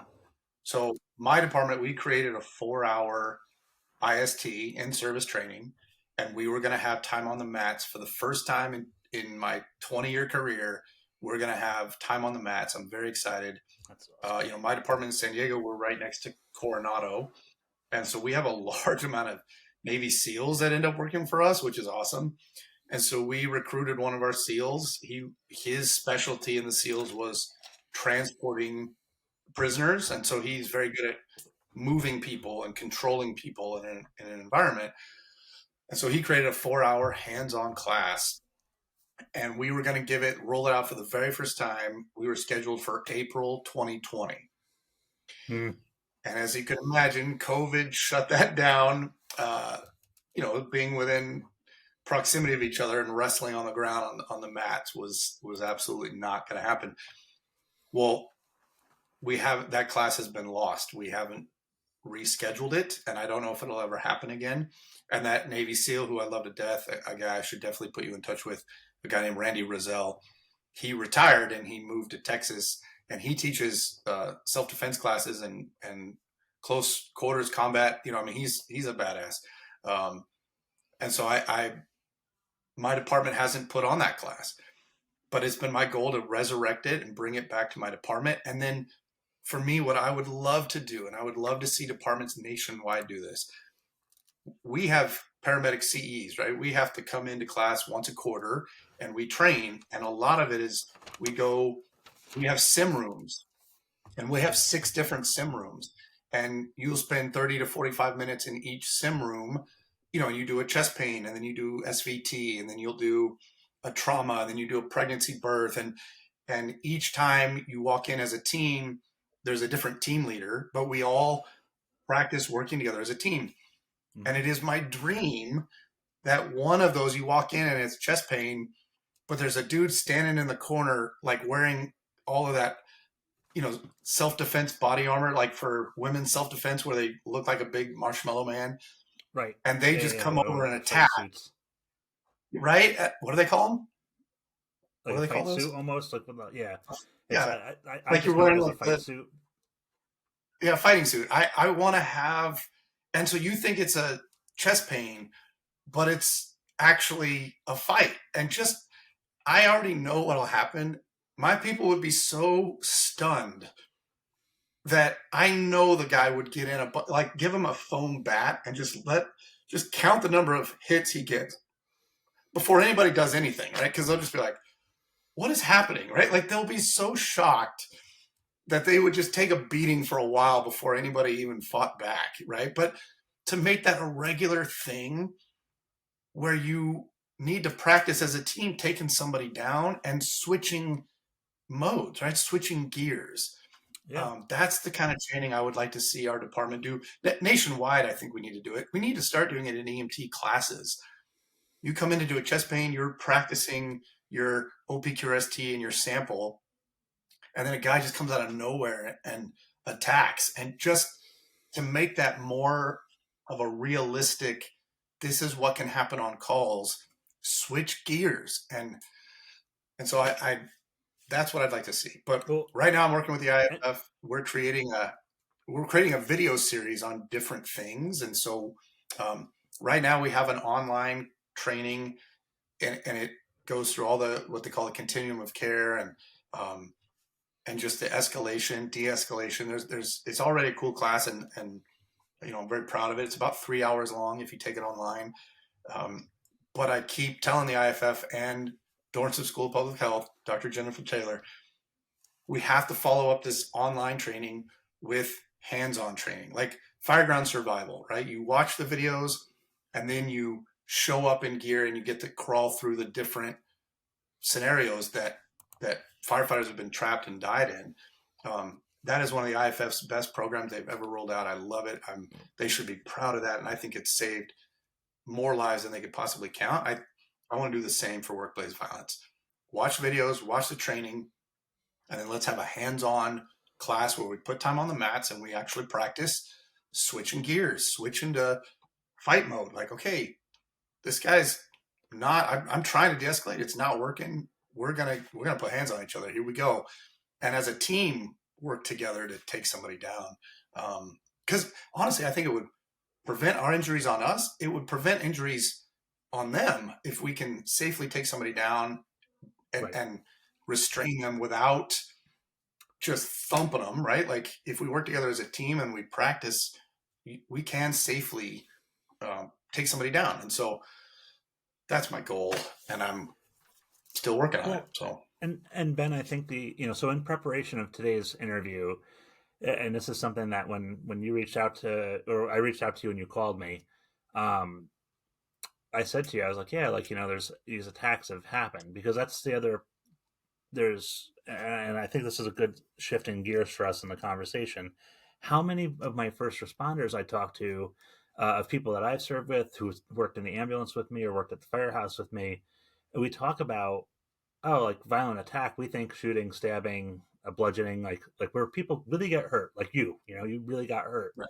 But it's the close calls that we've all had, and we don't talk about that. It's the assaults that have happened where we've been either drunk and slow or just verbally assaulted. Like, I'm gonna fucking kill you, and it's like, hey, come on, man. Like, I'm with the fire department. I'm not here to arrest you. Like, verbal judo is enacted. They're still angry. I'm not comfortable with it, but we get them to the hospital, and the call's over. Or, oh yeah, I had a guy.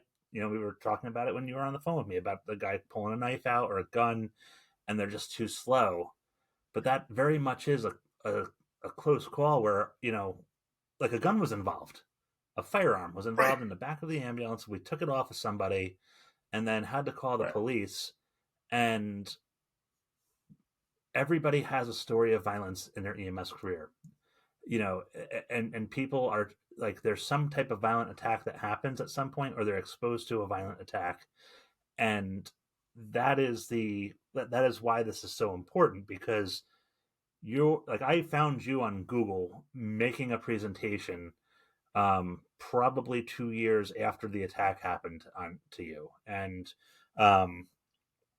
really hodgepodge it together, because I melded my firearms class together with the fire department, took all the gun stuff out, and then that's how we built it. But in that, like, we found, like, everybody I spoke to, like, they're like, and it's not reported. There's no spot in the NIFR when you're filling out a report for the run that says crew members attacked or threatened with violence.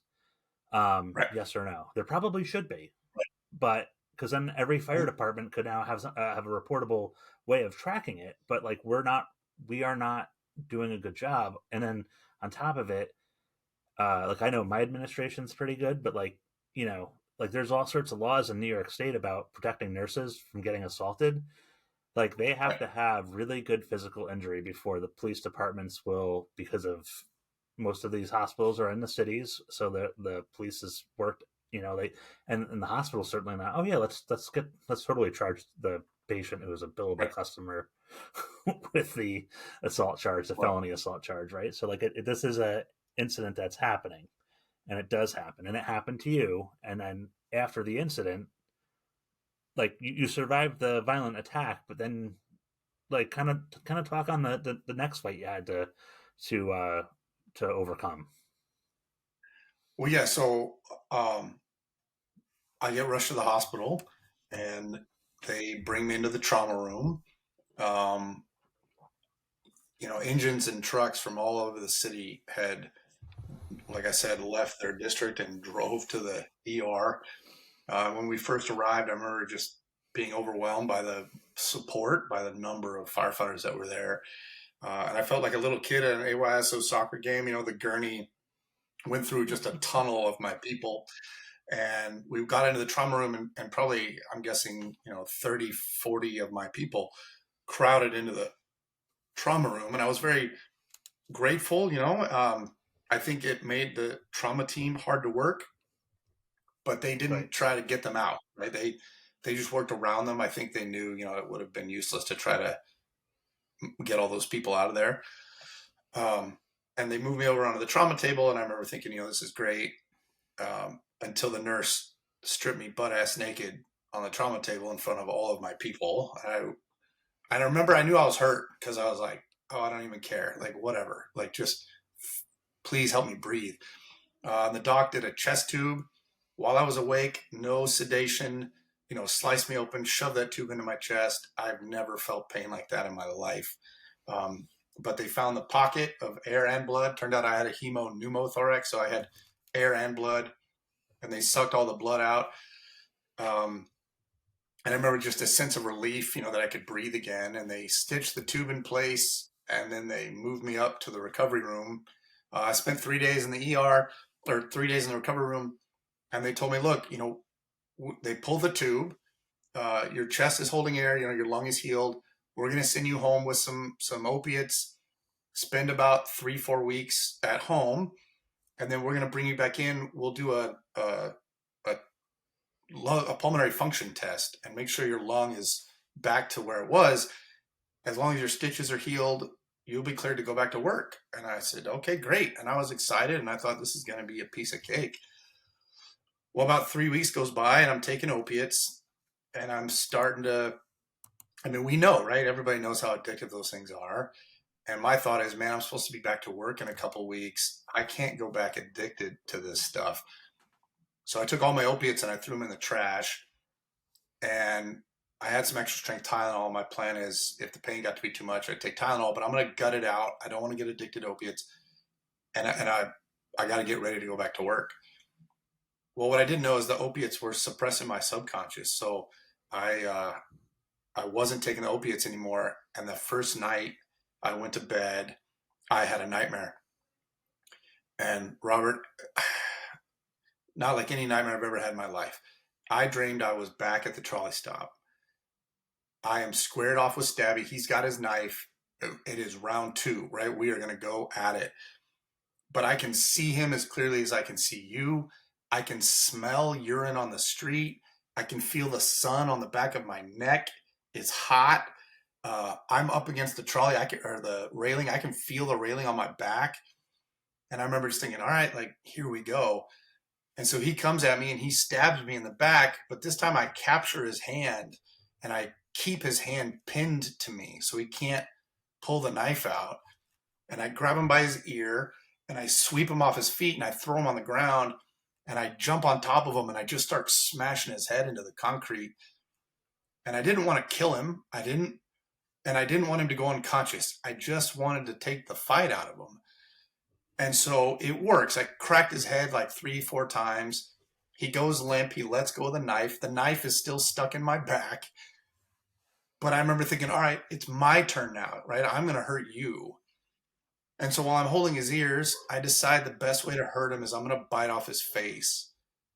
And so I sink my teeth into his orbit, and I bite so deep and so hard that the bottom of my teeth, you know, my jaw, I catch on the underside of his skull. And so I'm sunk into his orbit, right? I'm biting, trying to bite off a piece of his face, but I can't bite through skull. And so I back up a little bit and I capture just his eyebrow between my teeth, and I can feel his eyebrows tickling my tongue. And I know that I got the spot. And so I bite through his face, and blood squirts in my mouth. And while I'm holding his ears, I tear off a piece of his flesh and I spit it out. And I want to hurt him, but it didn't hurt him enough, right? He's definitely in pain, but he's not nearly in enough pain. And so I take my thumbs and I shove them into his eye sockets and I gouge out his eyes. I push so deep and so hard into his skull that his eyeballs rupture and they pool in my hands. And now he's really screaming, which is what I wanted.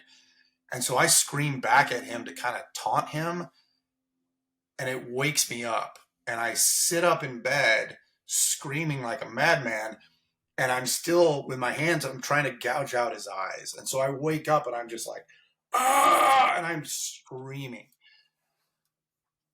I am soaked in sweat. My heart rate is probably 150. My blood pressure is in my ears. My eyes are dilated, and I'm tasting blood in my mouth. I mean, that nightmare scared the shit out of me. And I was wide awake after that, right? I couldn't go back to sleep. Yeah. And so I went downstairs. I had to change my clothes because I was just soaked in sweat. I drank some water. I sat in the dark and I just tried to bring my heart rate down, right? And try to recover. And that first night, I remember thinking, okay, well, that makes sense, right? Gnarly event, gnarly nightmare. I should have been expecting that. But I watch the sun come up and I basically wait till the sun goes down. And I go, okay, well, let's do this again, right? Like take two, get some sleep. Let's try this again. Well, the second night I have this same nightmare. I gouge his eyes out. I bite his face off. I wake up screaming, soaked in sweat, tasting blood in my mouth. Third night, fourth night, fifth night, right? Like it's just this constant. And then at some point I stop sleeping altogether because I can't relax enough. I know that if I go to bed, I'm going to wake up in an hour screaming, soaked in sweat, tasting blood in my mouth. And suddenly I realize I'm in a bad place, right? I'm supposed to be getting cleared physically to come back to work. And I'm realizing now mentally I'm not in a good place and I'm not ready to come back. And so I'm kind of panicked because I'm like, uh-oh, right? Like I'm in trouble here. Something's wrong. And I don't know what to do. And I'm right. Physically that appointment's coming up and I'm like, oh my God. So I reached out to a therapist. I went through workers' comp. My department didn't have anything in place for mental health. I didn't know where to start. All I had was those 12 PowerPoint slides we talked about earlier, right? And it was one of those slides is, go seek professional help. So, and like you, Robert, when I came on, I was like, hey, if you see a pro, there's a solid chance they won't clear you to come back to work. You'll lose your job. If people on the job hear you're seeking a professional, you'll lose respect and no one will trust you, right? Like those are all the things that I had learned when I was young. Yeah. I'll tell you what really helped me though is my video, the video I showed you. That video got released to the public. My entire department saw the video and saw the knife going in my back and in my chest and almost hit me in the head. And my department, I mean, men and women from all over were calling me, texting me, emailing me, driving to my house, asking me if I was okay. And I realized after a while, they weren't asking if I was physically okay. They were asking if I was mentally okay. And I remember having this sense of relief when that video came out. I thought, oh, you know what? I can go see a pro and no one will make fun of me. No one will lose respect for me. my reputation will stay intact because I actually have video evidence of my assault. And I think most people that have seen it, you've seen it, you would understand. If I was having PTSD, nobody would blame me. And so I had this relief of like, okay, I can get professional help and my reputation is safe. And that was the only reason I was comfortable reaching out to speak to a pro. Well, the first pro I met, the guy didn't know anything about the fire service, didn't understand about PTSD, and he was terrible. He wasn't helpful.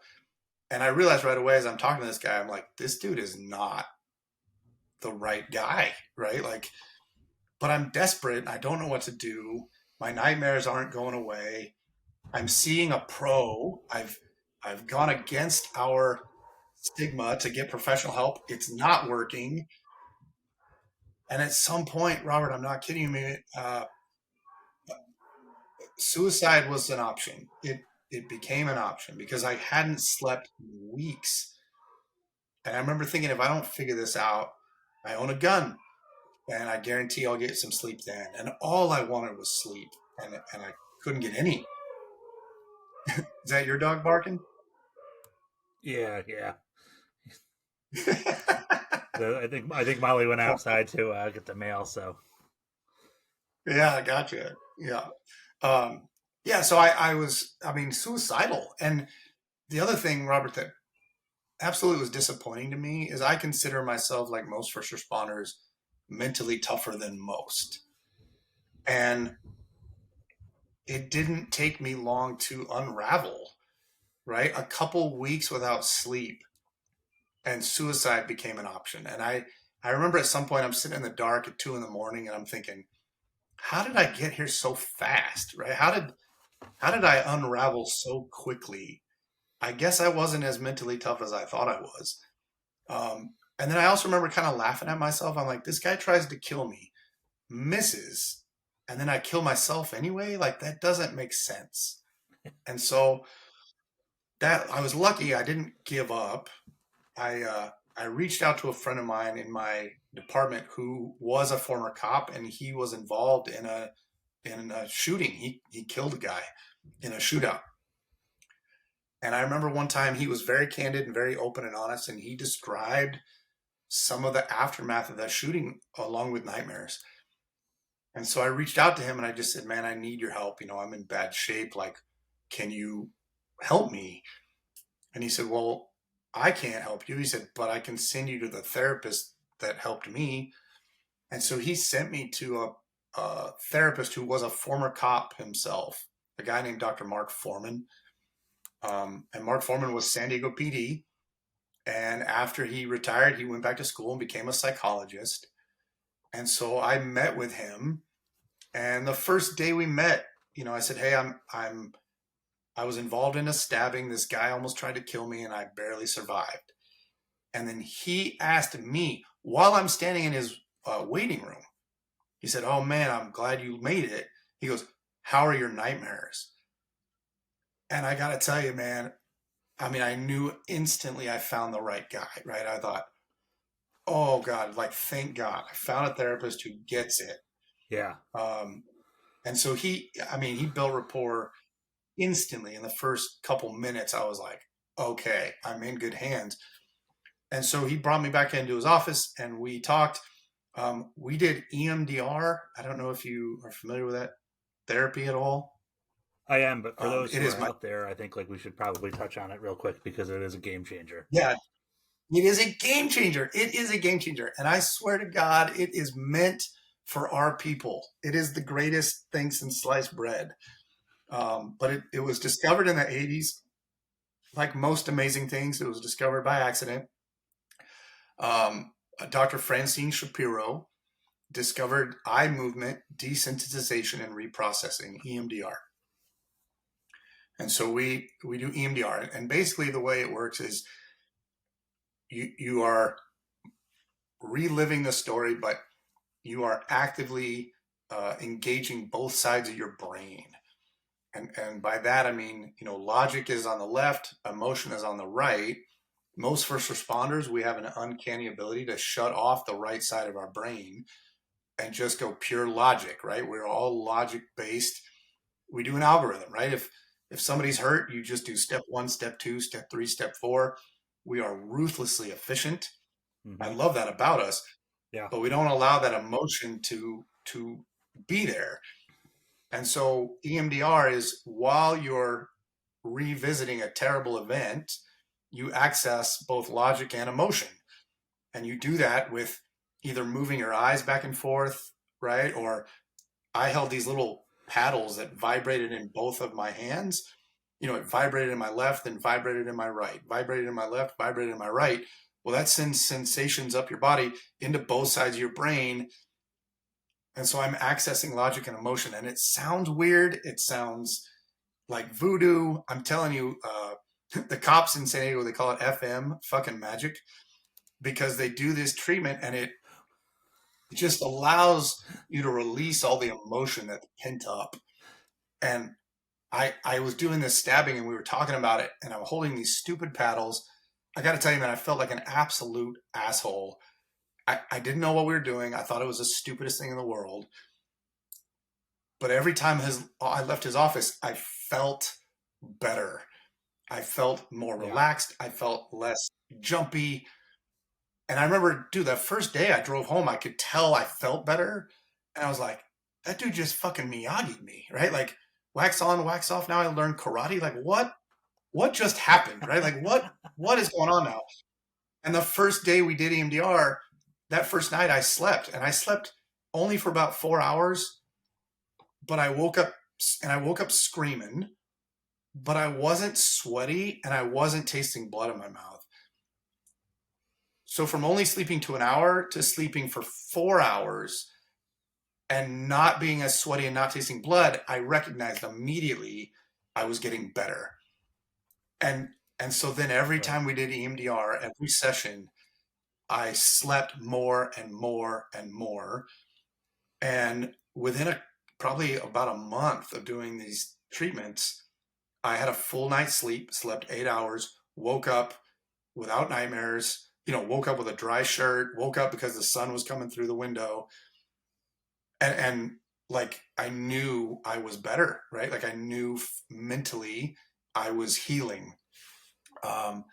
And so honestly, I travel all over the world, share my story, mostly not on violence, but just to talk about mental health and to introduce first responders to EMDR, because it is an absolute game changer. And it blows me away how few of our people know about it, right? Know that it exists.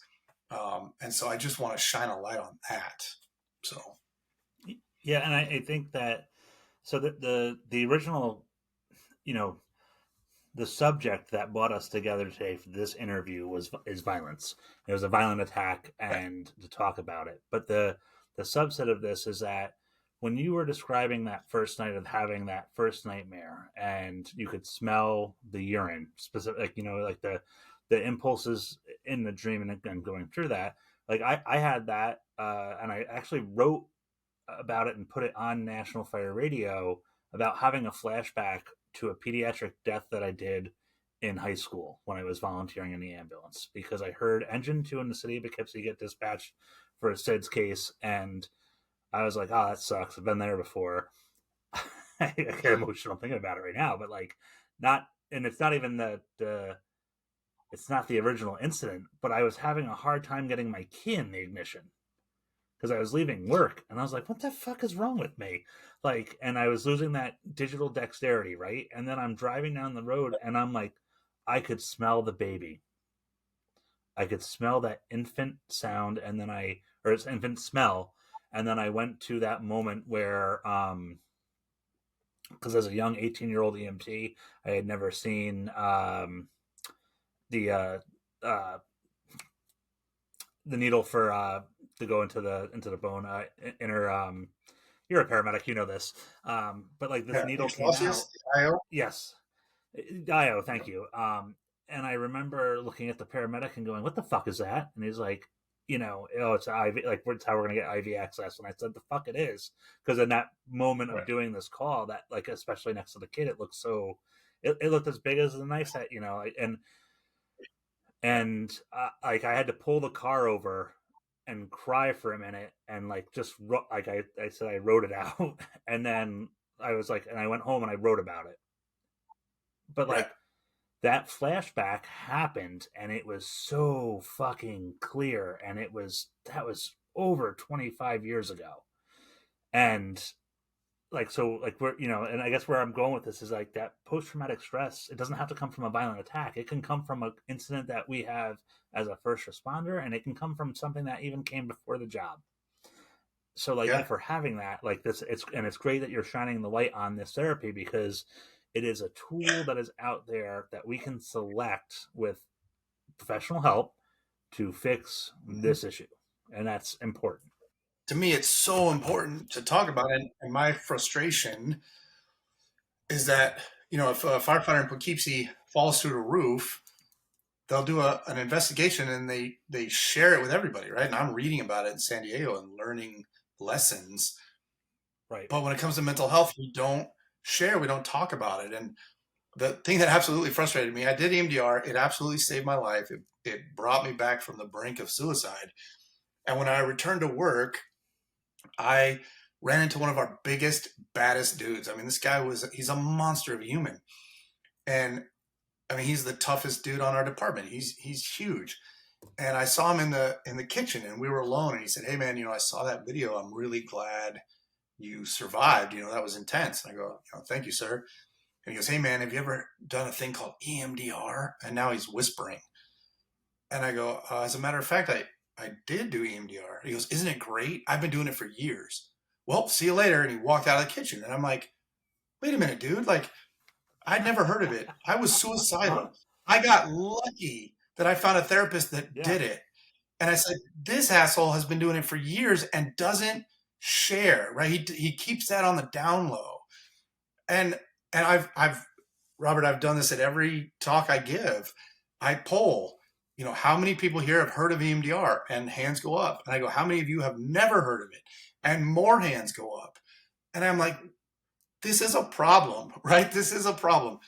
There is treatment out there that can absolutely save you from PTSD, Mm-hmm.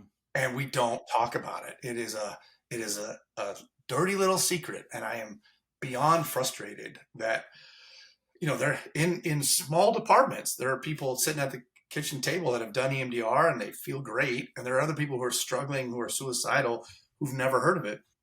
Like, if we don't talk about mental health, it's gonna cost us, and it does cost us all the time.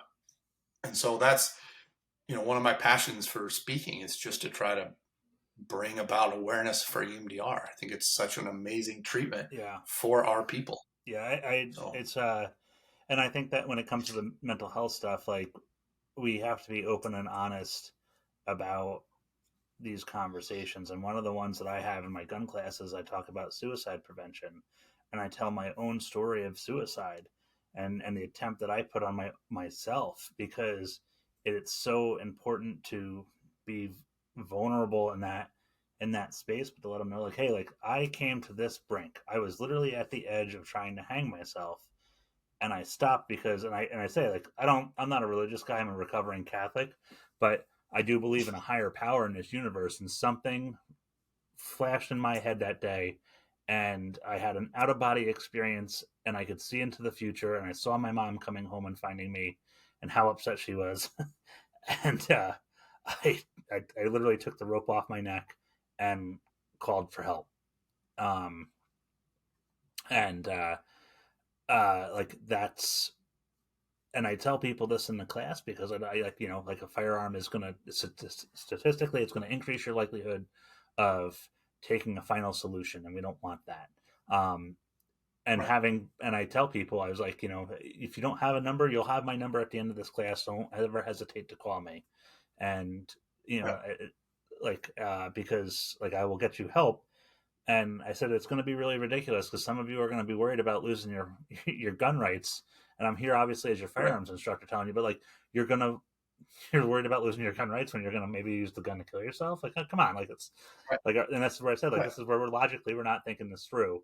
But I right. understand the concept of escaping pain, and so yeah, it's important to have that conversation because it's just one other thing to bring it out of the shadows and literally say like, hey, here's some options for us. Yes. So, yes. Yeah. And I think so I know that one of the things if you have a couple more minutes here, Ben, I just wanted to touch on it because it's in researching for today, I did watch an interview you did. I think it was at an EMS convention or a conference or something, but like there's other people in our lives who ride this journey with us, and I know in this particular interview you talked about your spouse a little bit. Like, can you touch on that at all, or because there's like that? Absolutely. So if anyone asks, I will always answer, but I'll tell you there is no faster way to make me tear up than to talk about my wife. So yes, let me answer that question. I will tell you, I was doing EMDR and I was recovering and I was feeling really confident.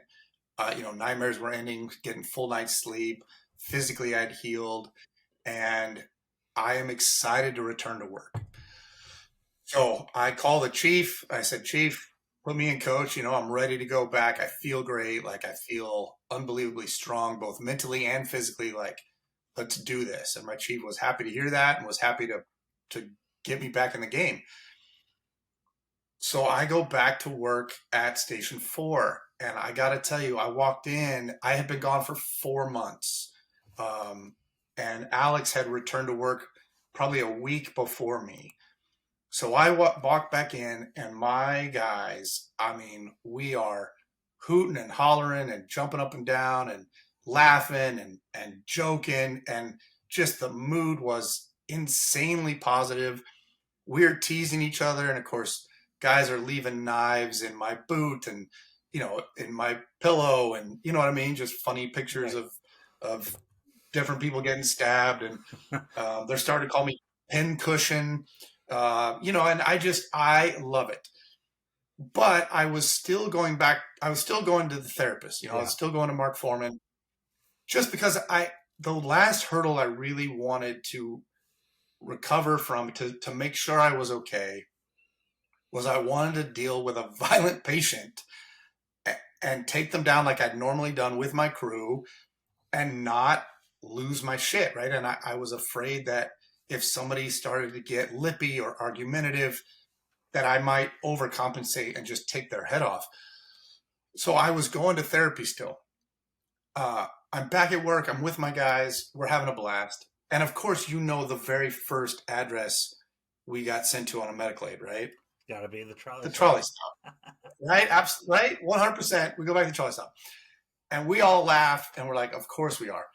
And so we all go together, we run this call, and everyone's like, well, that certainly went better than last time. And we're laughing, and it's great. Well, I'm going to therapy, and my buddy, Dr. Mark Foreman, we've become fast friends since. He asked me, he goes, hey, man, how's your wife doing now that you're back to work? And I'm such an asshole.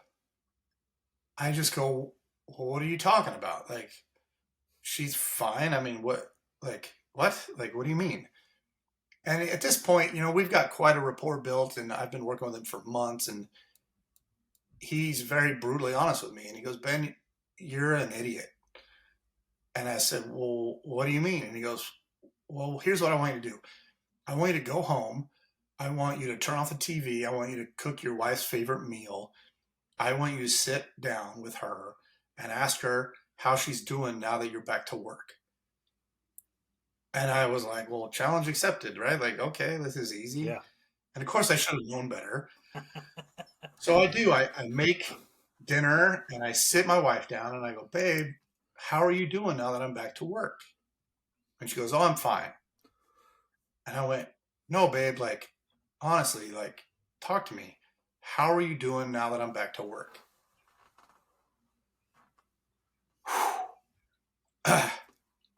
And her lower lip starts to quiver, and then she just starts bawling. And I am stunned and surprised and confused because I'm a selfish prick.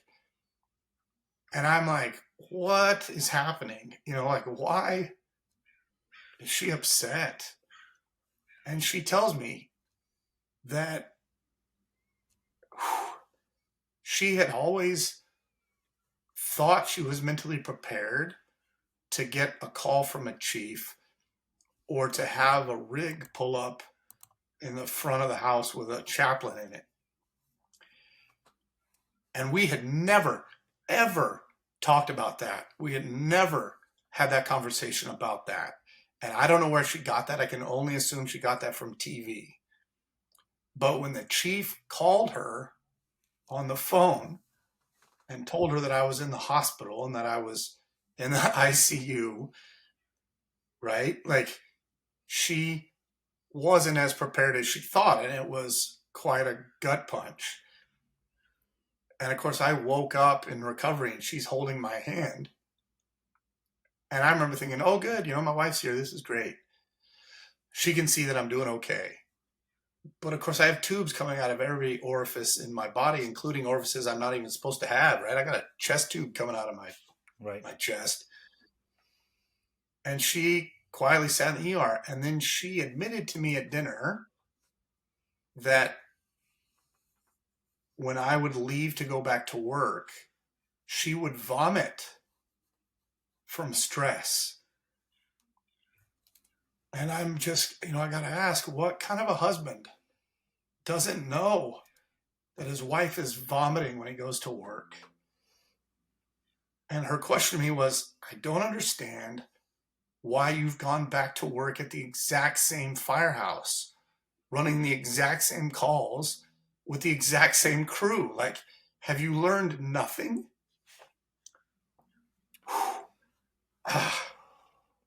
And I got to tell you, man,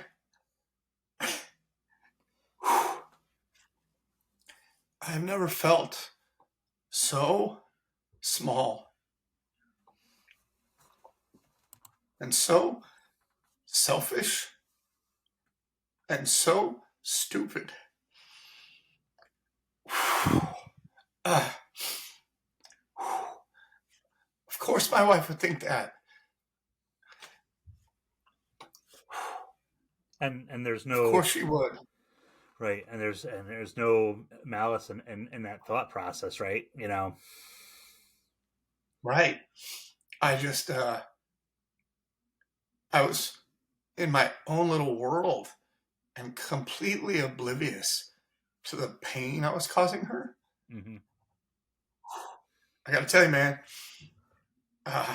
every now and then, I start to think I'm really smart. And that's usually when I'll do something profoundly stupid.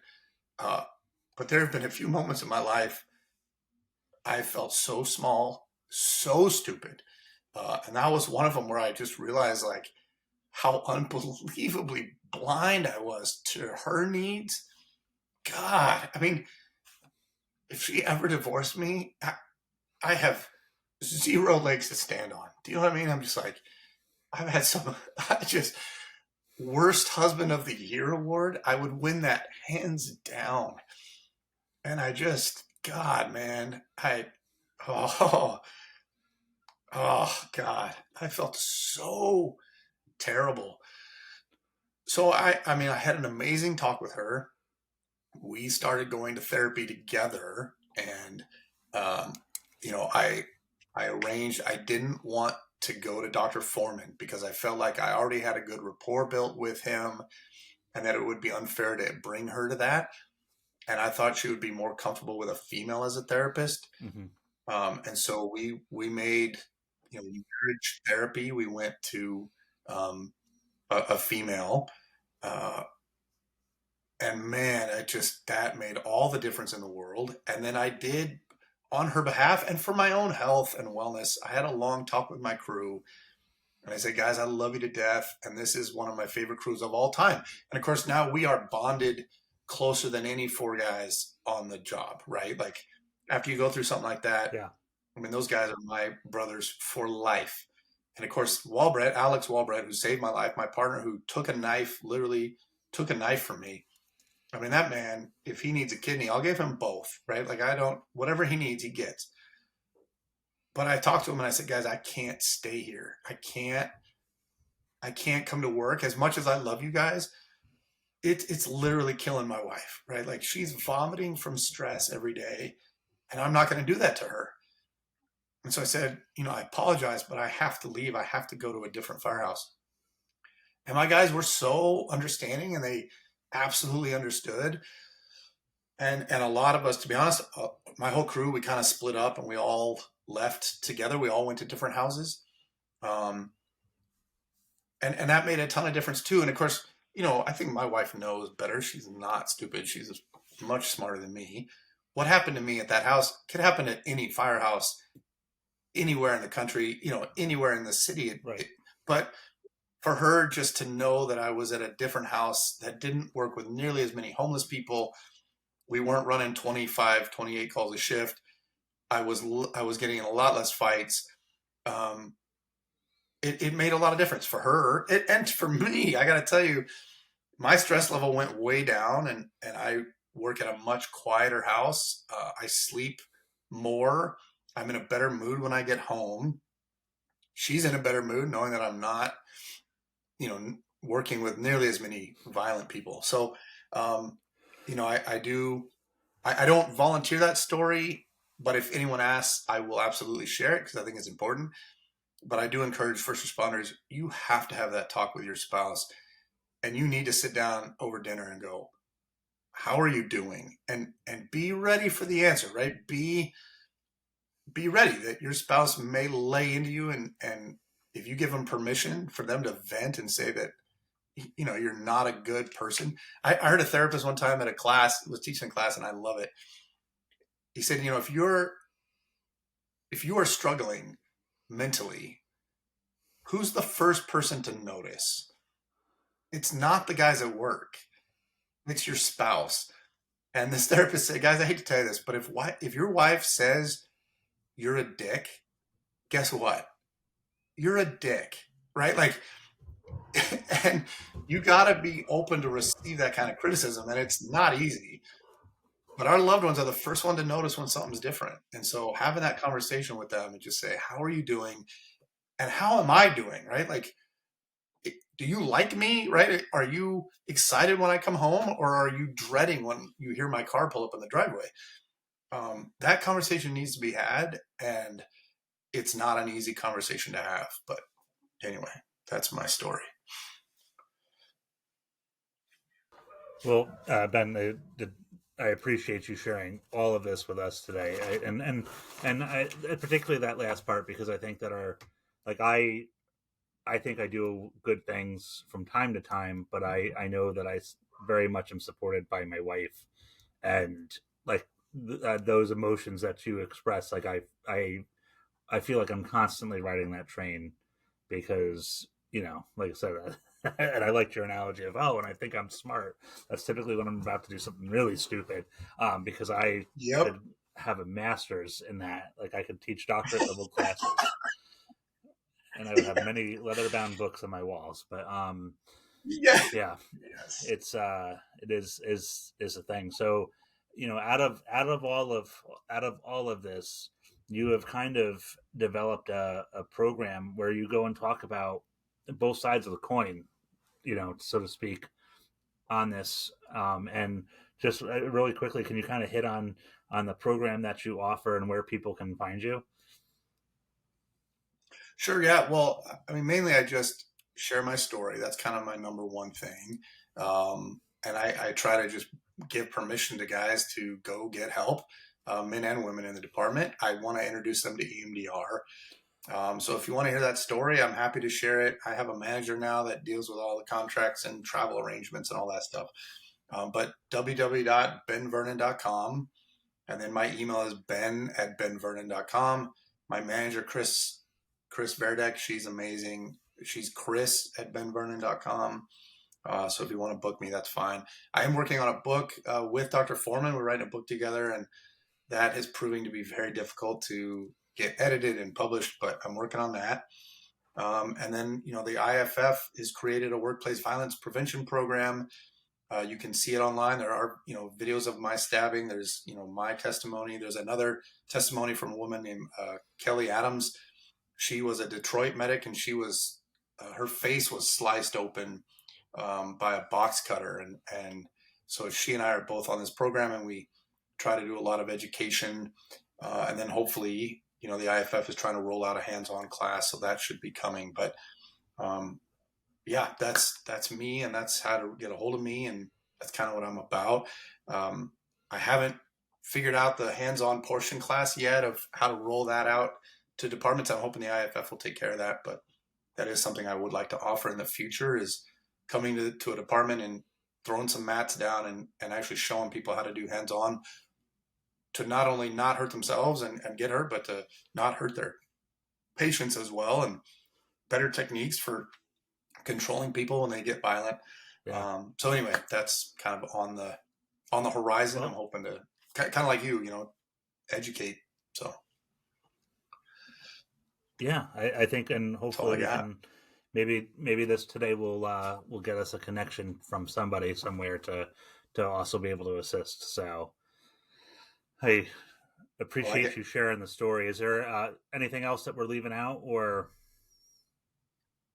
That's it, man. I'm truly grateful for all you're doing and trying to raise awareness for this subject. It's it's a problem that is rarely discussed. So thank you for doing that. And I have a ton of people to connect you with for your podcast that I want you to interview. The IFF representatives, Grady Valensis is in charge of this program at the IFF. I'll put you in contact with him. Dr. Jennifer Taylor at Drexel University runs the FIRST Center and is literally trying to solve workplace violence among first responders. So she has a lot to talk about with you. And I can put you in touch with Kelly Adams, who's a medic that, survived an unbelievably awful event. So yeah, man, I've got tons of people to send you to. I'm excited. So thank you for doing this. No problem, Ben. Thank you for coming on. I'll hang out for a minute after we stop recording here. I'll do the outro, and we'll just catch up on some last-minute things. But everybody, this is Rob, National Fire Radio with Frontline Mindset, here with the one and only Ben Vernon, Captain San Diego Fire. Thank you for tuning in with us today. We'll see you guys out there.